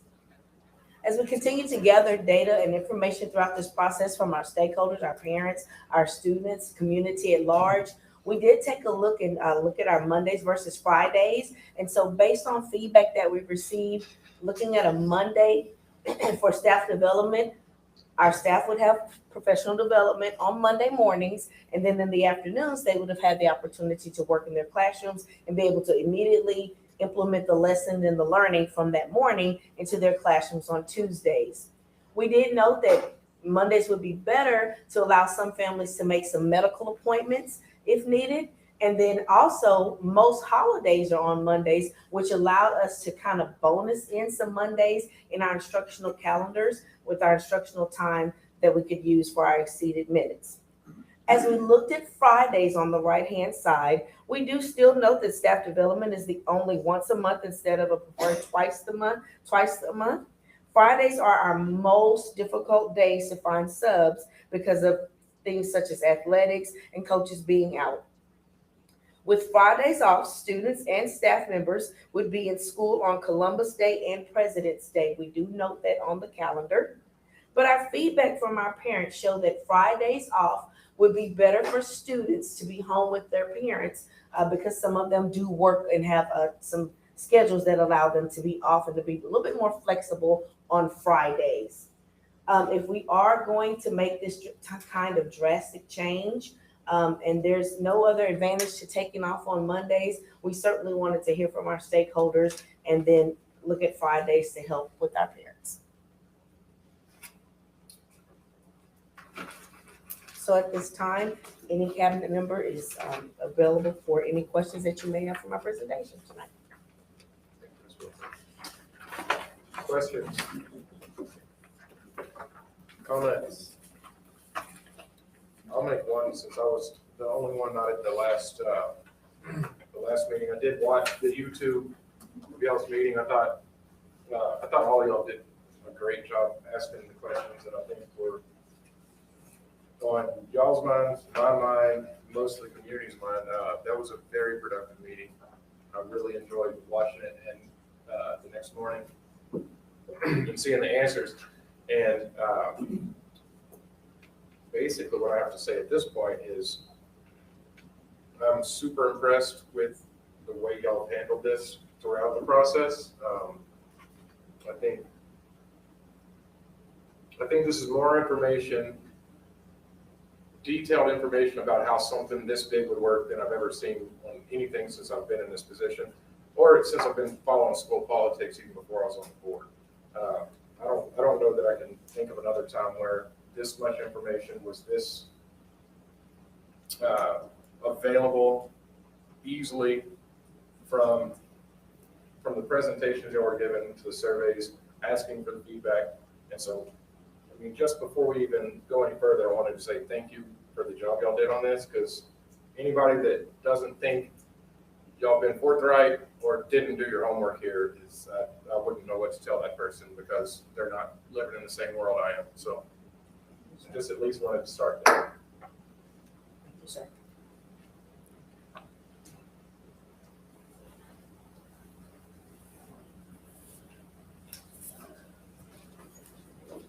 Discussion, questions? If we're not going to have any questions for them, then the floor is open for a motion, and then we can discuss amongst ourselves once the motion is on the floor, on the table. I'm sorry, not the floor, not the floor.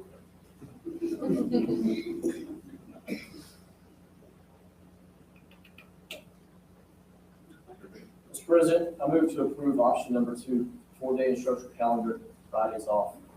It's the 23-24 Crosby ISD Independent School District calendar. A second. Motion has been made by Trustee Chapman, seconded by Trustee Humphreys to approve option 2, 4-day instructional calendar with Fridays off, which is the recommendation of administration. Discussion.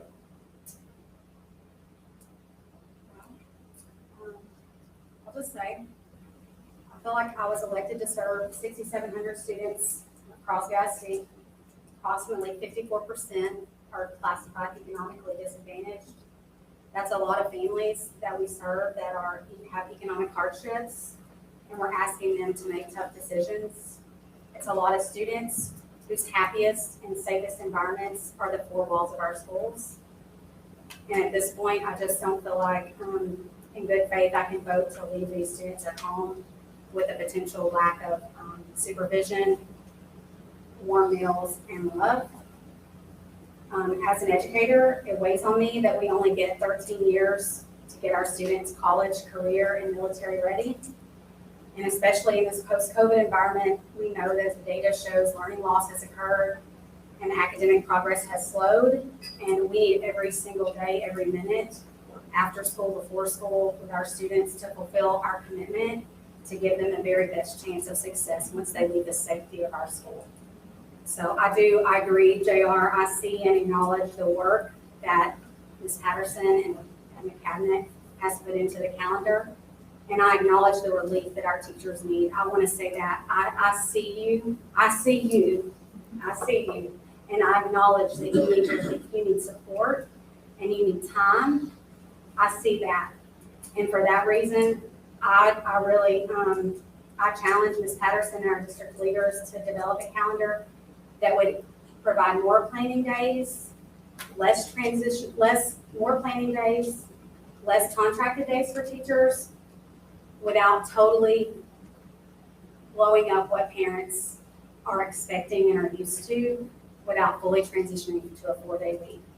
I think there's a compromise here that can accomplish our goal of attracting and retaining teachers without creating additional hardships for families and students.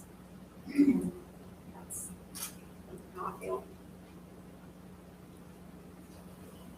I think that in order for us to help our students be successful, we need to help our teachers. And if this is a way to fill in those positions where we can recruit those teachers to come here and teach our students at that high level that we want them to have, then I think this is a route that we should take.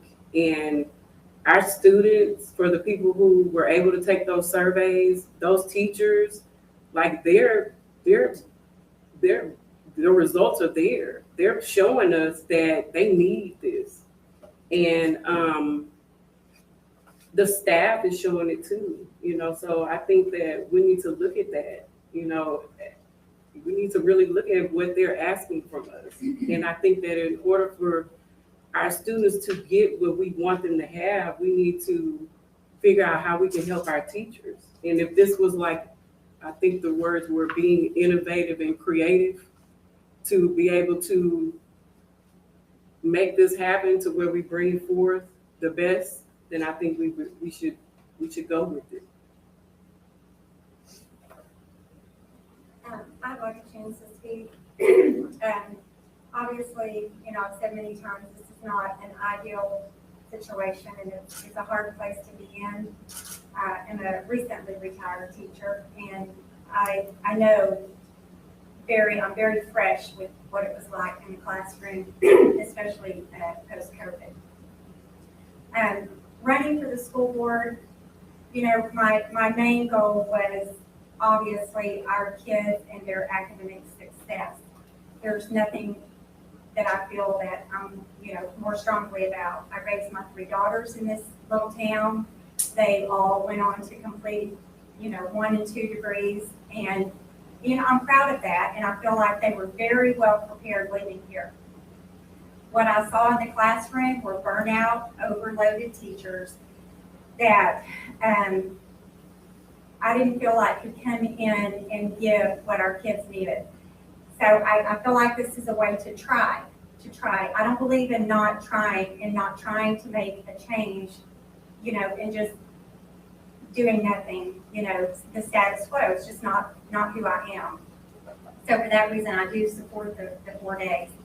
And I will say, for those that have made statements that sort of made me feel like teachers were wanting more for less, I kind of take personal offense to that because I know how late I left that school. My husband can tell you I rarely left. It wasn't dark there. I gave 110%. And if you really look at this, you'll see that we are keeping the minutes almost well within what they currently are. What we have done is rearranged. It breaks my heart to think that anybody would, in a situation would be, that their children wouldn't get what they need.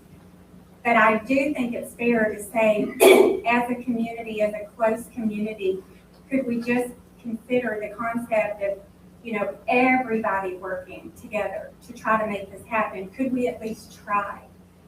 We visit this calendar thing annually.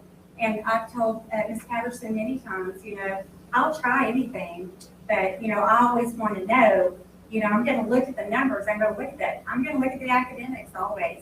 And I'm going to see, are our kids making progress? And if they're not, then, do something else. And yes, I wish we could just, I wish Austin would send us a truckload of money and we could just make all this go away and just get, ideally, just there'd be so much staff in the school. I mean, we would just have everything running beautifully, but it's just not that way. We have to do what we can do. And, I do love this community and I want to represent what the stakeholders need and what they want, but I still keep going back to the academic success of our kids. We started the school year minus 40 teachers. My kids, I got 6 grandkids that are going to be in this district, 4 now. Some of them had long-term subs. They tried, but it's not what I'm used to in this district, and we want to keep the people we have. Experience is everything in the teaching field. It really is, and you don't want those people to go. And I respect what, Ms. Roach is saying. I get it, and she has every right to feel that way. I think we can agree to disagree very much so, but that's just the way I feel. I'm going to take a quick moment. I'm going to jump off of President Humphries and thank you, Ms. Patterson, and to your entire cabinet for all the time that you've put into this, as well as all the board members. Because I know there's a lot of hours, countless nights of waking up 1 o'clock, 3 o'clock in the morning to do research. So thank you all for the time. I drafted this and I would regret if I did not read this, so y'all are there with me. So the big question is why? Why are we as a district considering a change to a 4-day school week? To me, it's simple. Our responsibility is to our kids. The best thing we can do for our kids' education is to put the best teachers in front of them. They have the single largest impact on their education and development than we as parents, administrators, and community members do. Therefore, teachers must be the focus. One thing is very clear, and that is that we have an issue. It's nationally, it's across the state. But more importantly to you and me, it's here in Crosby.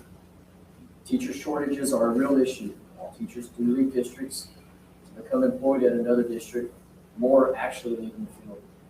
So how do we fix this? Yes, there are many opportunities that we can explore, but in doing so, we must do so with a culture that encourages new ideas and a forward-looking approach. Tossing money at issues doesn't always work, and at times requires thinking outside of the box. We cannot be a district that is committed to defending the status quo and resistant to change. That's currently not working. The world is changing dramatically, and we can either sit idly by or be innovators. One step towards that innovation would be a move to a 4-day school week. Now, I understand that this is a monumental shift from the norm. That is what will continue to make Crosby a special place. Year over year, 4-day school weeks continue to be adopted, and within a few years will become the new norm. In order to truly recruit and retain teachers, we must be bold and set the course for others to follow, not be a part of the afterwave of schools who have chosen to sit back and observe in fear of the unknown. We will display to our students that change is okay, that we will not be overcome by fear, but willing to step out and take chances while having our eyes focused on the goal of providing a quality education to all students. Sure, there will be some obstacles to overcome, but we will persevere. In order to make this a success and overcome the obstacles we will face, it will take a great staff, and I believe Crosby has that. Through this venture, I'm confident teachers and administrators want to be part of something special. Crosby ISD will commit to continually evaluating itself to ensure we have a culture conducive to great learning and a culture where teachers know that they are cherished. It has been clear from the beginning as a 4-day school week option was being explored that the primary motive was for teacher recruitment and retention. Yes, teacher burnout is real. We are in the business of kids, more specifically, providing an education for those kids. Our end goal is to prepare them to pursue a higher level of education upon graduation, or to enter the workforce ready to make a career for themselves. As we assist in efforts to educate our kids, we must also understand that each child has their own path both through school and after graduation. Yes, knowledge is power, but so is the ability to communicate and the ability to decipher and figure things out. Education is not an assembly line where we can run all students through the same system and expect same results. We know that. Our educators must be very adaptive to individual learning abilities, as well as constantly creating new methods of learning as society changes, especially with the technological world we live in today. The career-specific courses that we now offer at the high school have been a profound change to what the district offers our students.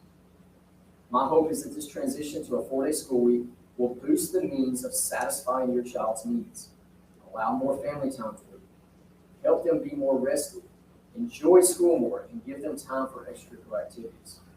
More time in the classroom does not necessarily equate to more education. We must be cautious of that belief. I conclude with this. We as your board members were elected to represent your voice and uphold the values the district has placed on our children's education. The conducted surveys displayed overwhelming amount of support for this 4-day school week throughout the staff and students and administration. After evaluating the tremendous amount of data and scenarios, I concur that this is the best step for us as a district to recruit and retain highly qualified teachers, all in an effort to achieve our ultimate goal: provide tremendous opportunities for our students as they pursue an education at Crosby ISD. Crosby must be united in our kids' education, and we must display that to them. Doing so resonates a confidence that we support them and are committed to providing them a quality education. Our kids will be ready to stand face to face with obstacles that the world challenges them with daily because of Crosby. Thank you all. Thanks for that.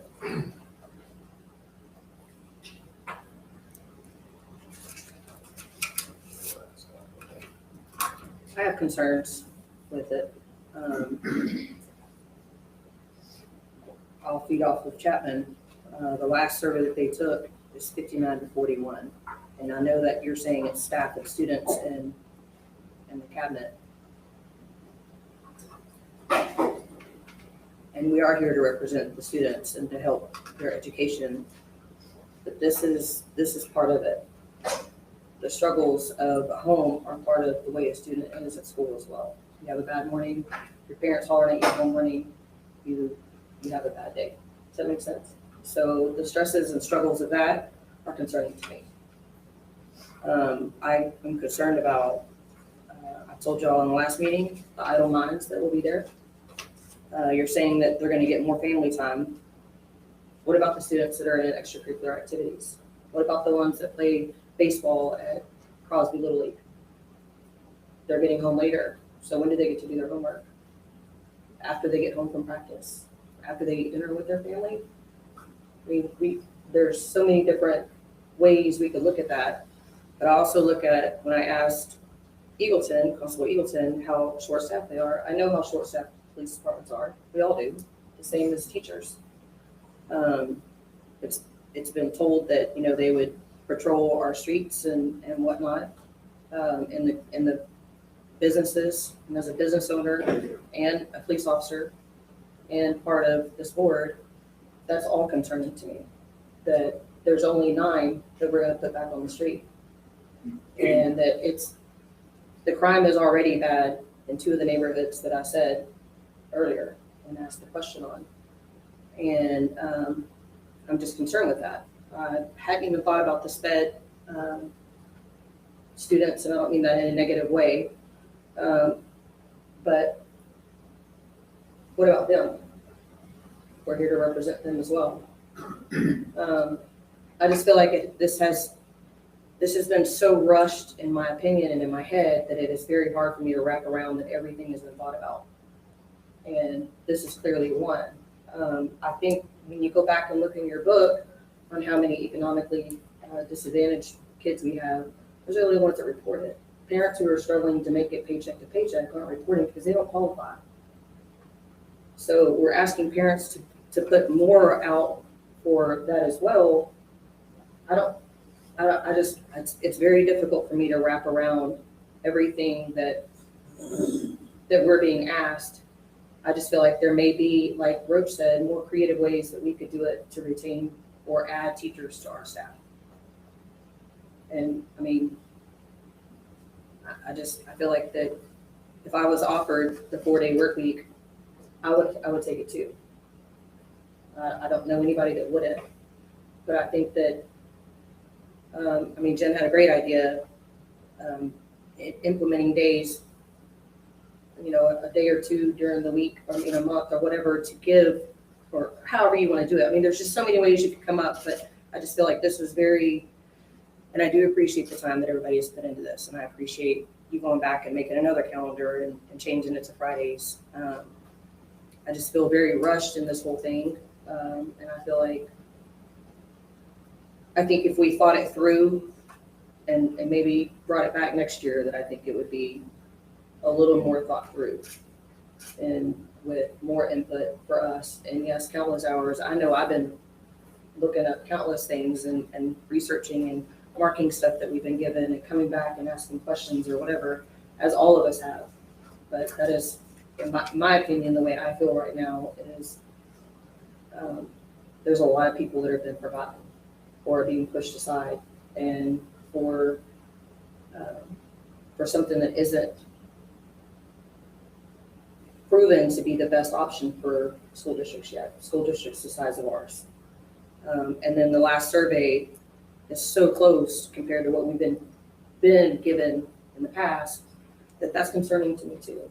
You know, what are the people thinking? I mean, I know we all got emails, and mine are pretty split, half and half. I mean, literally, I think if I got one more, I'd be like, yay, I'm over on one side. But this has to be taken into consideration too. These people did answer that, and it's so close that 41% of the people, if we go to a 4-day week, are not, there's something wrong with that. It's not a blowout. In regard to the latest survey and related surveys in general, I just know 54% of our students are economically disadvantaged. That means 54% of the families are struggling. How many of those families are completely disenfranchised, don't check a backpack? I know we've all seen where kids who don't have a family that's opening a folder at home or checking emails or responding to phone calls. How many of those families didn't even respond to those emails? Those are the kids that we have to represent to. So they don't have a voice in the survey because their parents didn't respond. So I feel like we have to hear the voice for those families also, those students. But we also have to take into consideration that some people just don't vote. Like I feel like a lot of people in our community knew about the survey. But I do remember a survey that was put out there where they created their own survey. And there's a few thousand people or a lot of people on that particular social media page. So I just feel like a lot of people just don't vote. I mean, that's just known. Like we vote we vote for the president, still not a lot of people vote, you know. So I just think that a lot of people just, if it was really concerning, and like I believe they would go out of their way to, you know, let their voice be heard. I also don't think that a lot of the crime in my neighborhood is from kids. That's what I see. I don't really see it from kids in my neighborhood. I see it from other people, but not really kids. I just want to put that out there because I live in Barrett and I don't see a lot of the kids creating crime. Okay, so that's just, it's adults. Okay.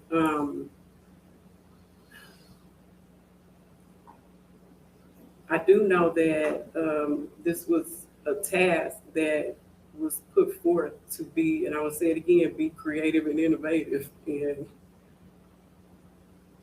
I think the surveys, regardless, is just like any other election or anything else you put out there. It's going to be the majority, and regardless of how close it may be, it's still going to be a winner or a loser. But at the same time, the people who chose to let their voices be heard, their voices were still heard. And regardless of what the percentage is, it's still more that are voting for option 2 than, for the 4-day than 5-day.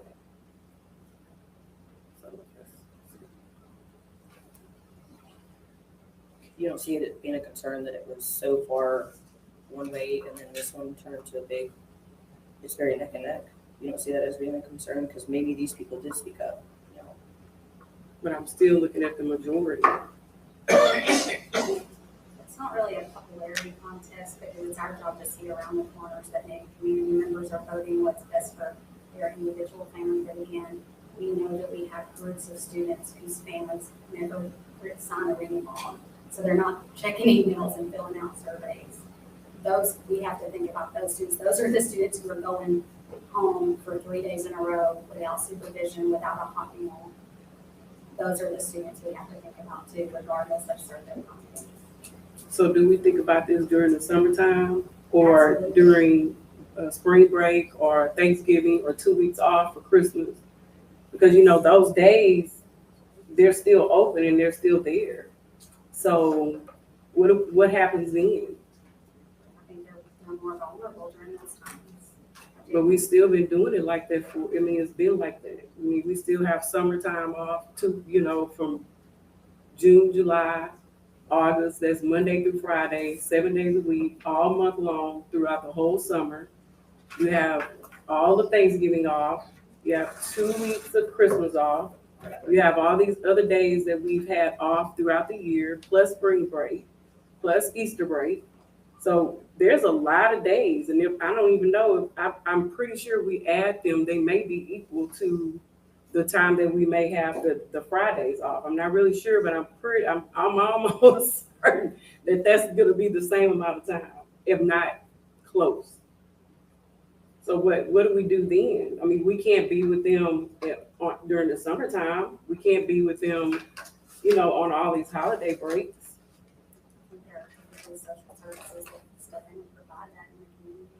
But I do think the district did go out of their way to provide information and services that will help our parents and help our community. Like, they're not just leaving people out there to fend for themselves.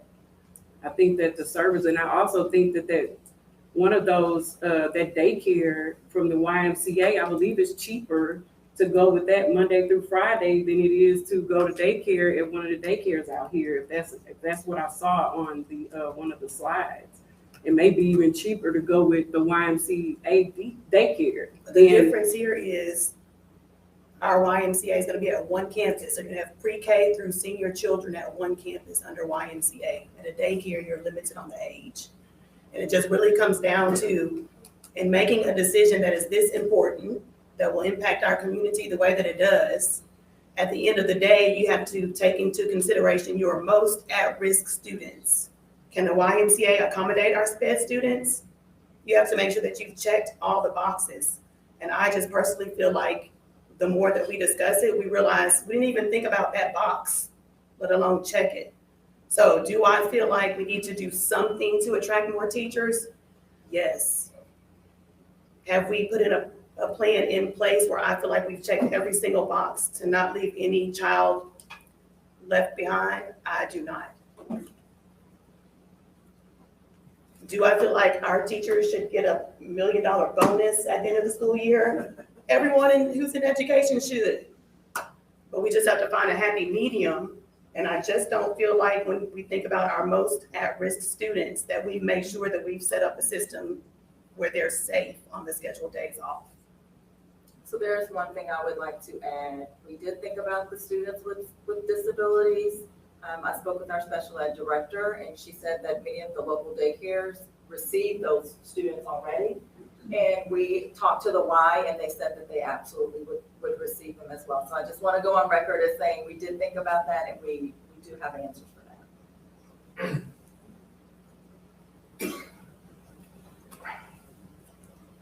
So there's been a lot said.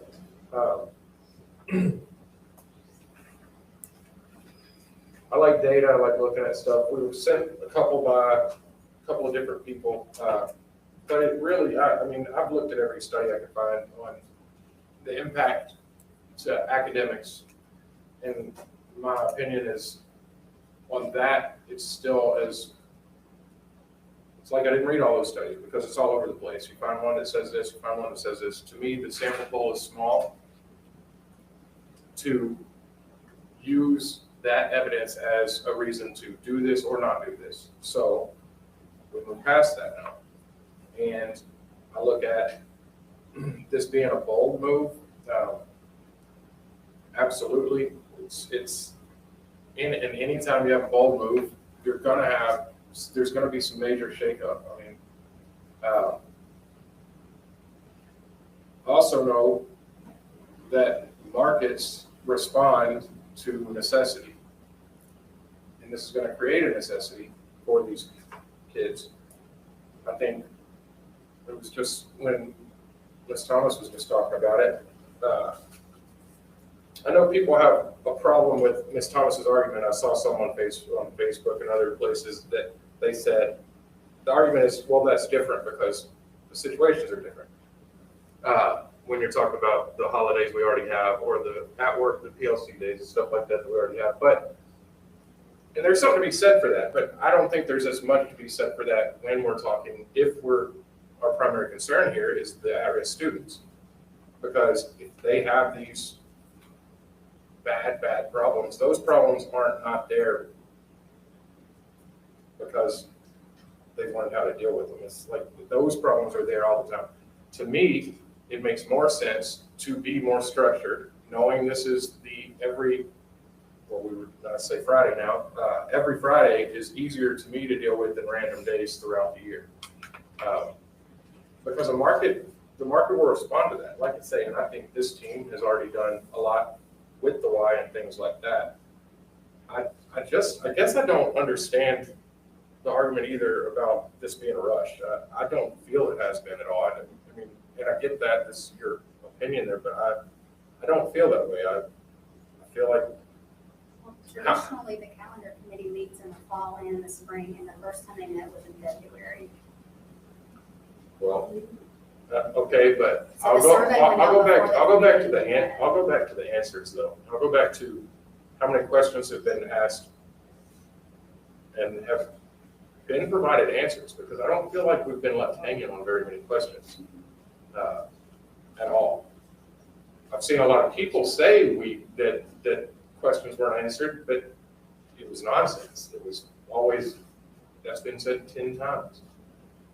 I mean, people at the last community meeting asked, half the questions that were asked there had been addressed in the presentation. It was obvious that it wasn't about getting an answer to the question. There was an opposition there. And that's fine. There's people that are going to be opposed. This is going to create stress for some families. I had an example that I didn't know if I was going to bring up, but it makes a lot of sense to bring it up given some of the things that have been touched on here. I've got a really close friend, and this is anecdotal, totally understand that, but as I've said, the scientific data is all over the place. So I've got a good friend that is in Liberty ISD. They were so opposed that they're right at poverty line. They're a very proud family too. They don't like to talk about it, but they were so opposed and didn't even like publicly making comments against it in the beginning. But the girl sat down and adjusted some numbers and worked through some budget issues, and they found an affordable childcare thing that worked for them. And they were also worried because one of their sons is special ed, and they really didn't think he would do good. And they said they have done better than they ever thought now. Their other son, who was always average, is excelling. And the special needs has come even further. And so, again, that's one example. I'm not saying that that answers all these questions, but I think we're making some pretty big assumptions that this can't work because we haven't seen it. And nothing has ever improved in this world by somebody saying, we don't know if it's going to work, so we can't try it. And I think we're making assumptions that it's definitely going to hurt that I don't feel like are justified.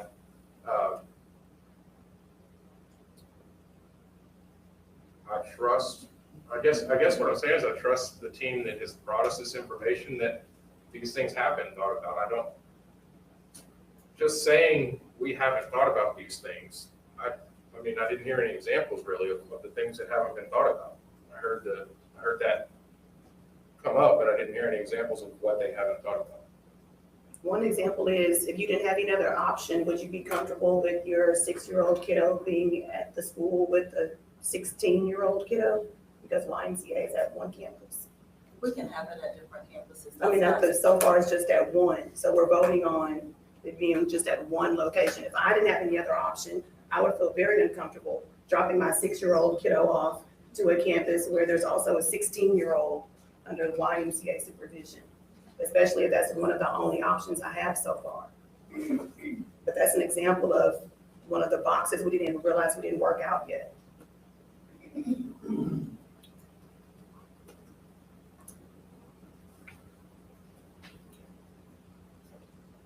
And you do, as reference to what you said, you do wake up at 2 o'clock in the morning. And the thought is the most at-risk students. Am I making the right vote for the most at-risk students?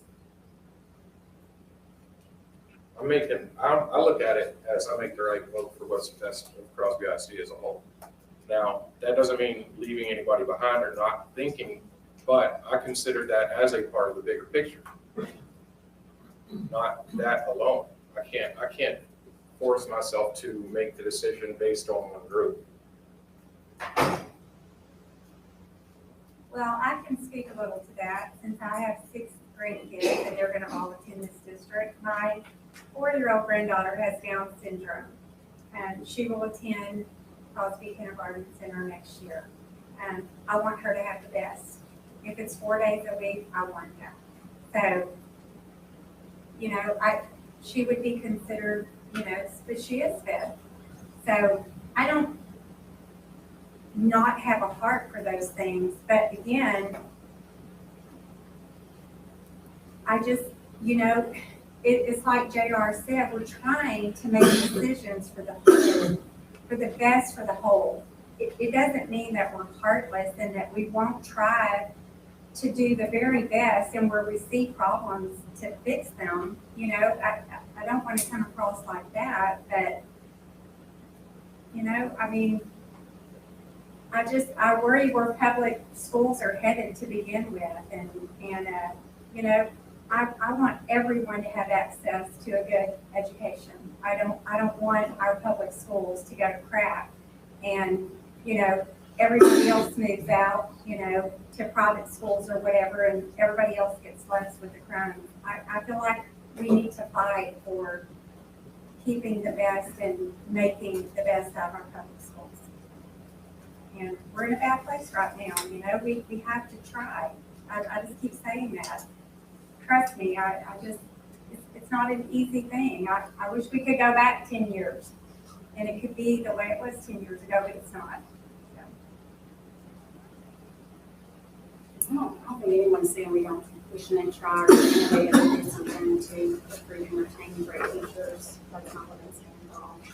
I just think we have to balance that with doing what's best for all students.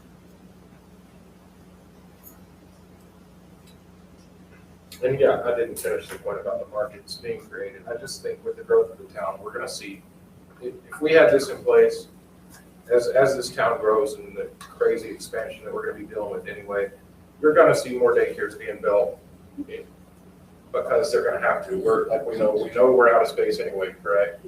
So markets respond.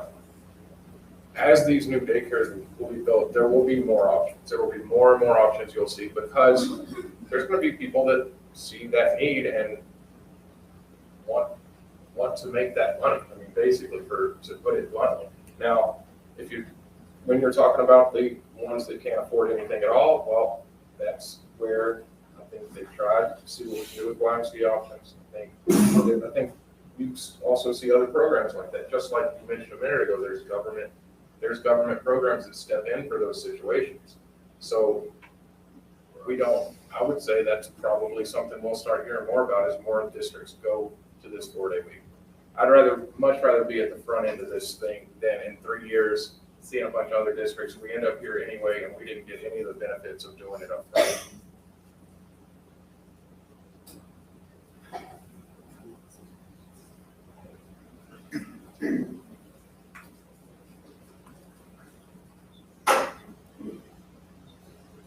Is that enough? Everybody had enough?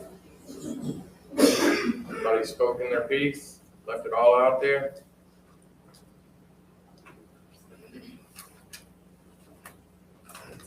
Motion on the floor is to approve option 2, 4-day instructional calendar with Fridays off. All in favor, raise your hand. All opposed, raise your hand. Motion carries 4-3.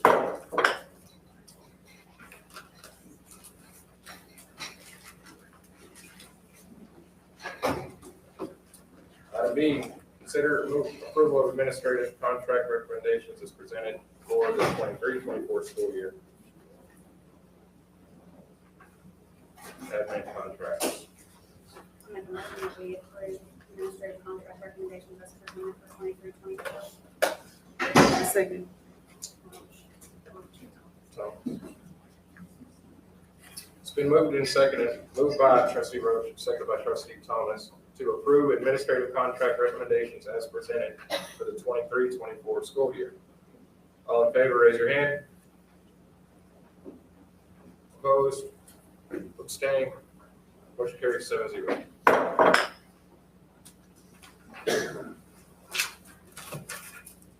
That brings us to the end of this meeting.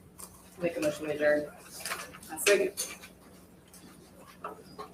It's been moved by trustee Lewis, seconded by Thomas, to adjourn this regular board meeting for Monday, February 27th, 2023. All in favor? Aye. Aye. Opposed? Abstained? Motion carries 7-0. We are adjourned. The time is 9:11 p.m.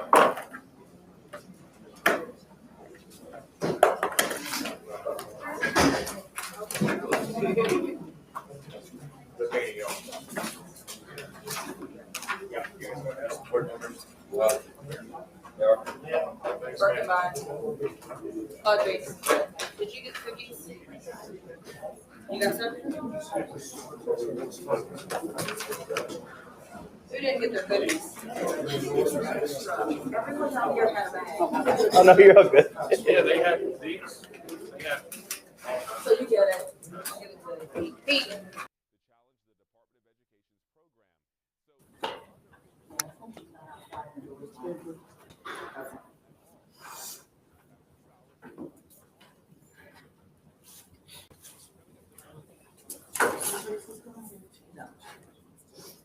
Celebrating Boston.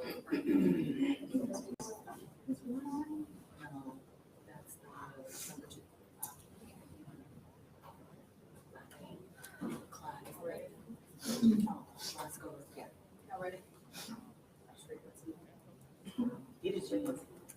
Good evening. I would like to call this meeting to order. It's 5:30 p.m.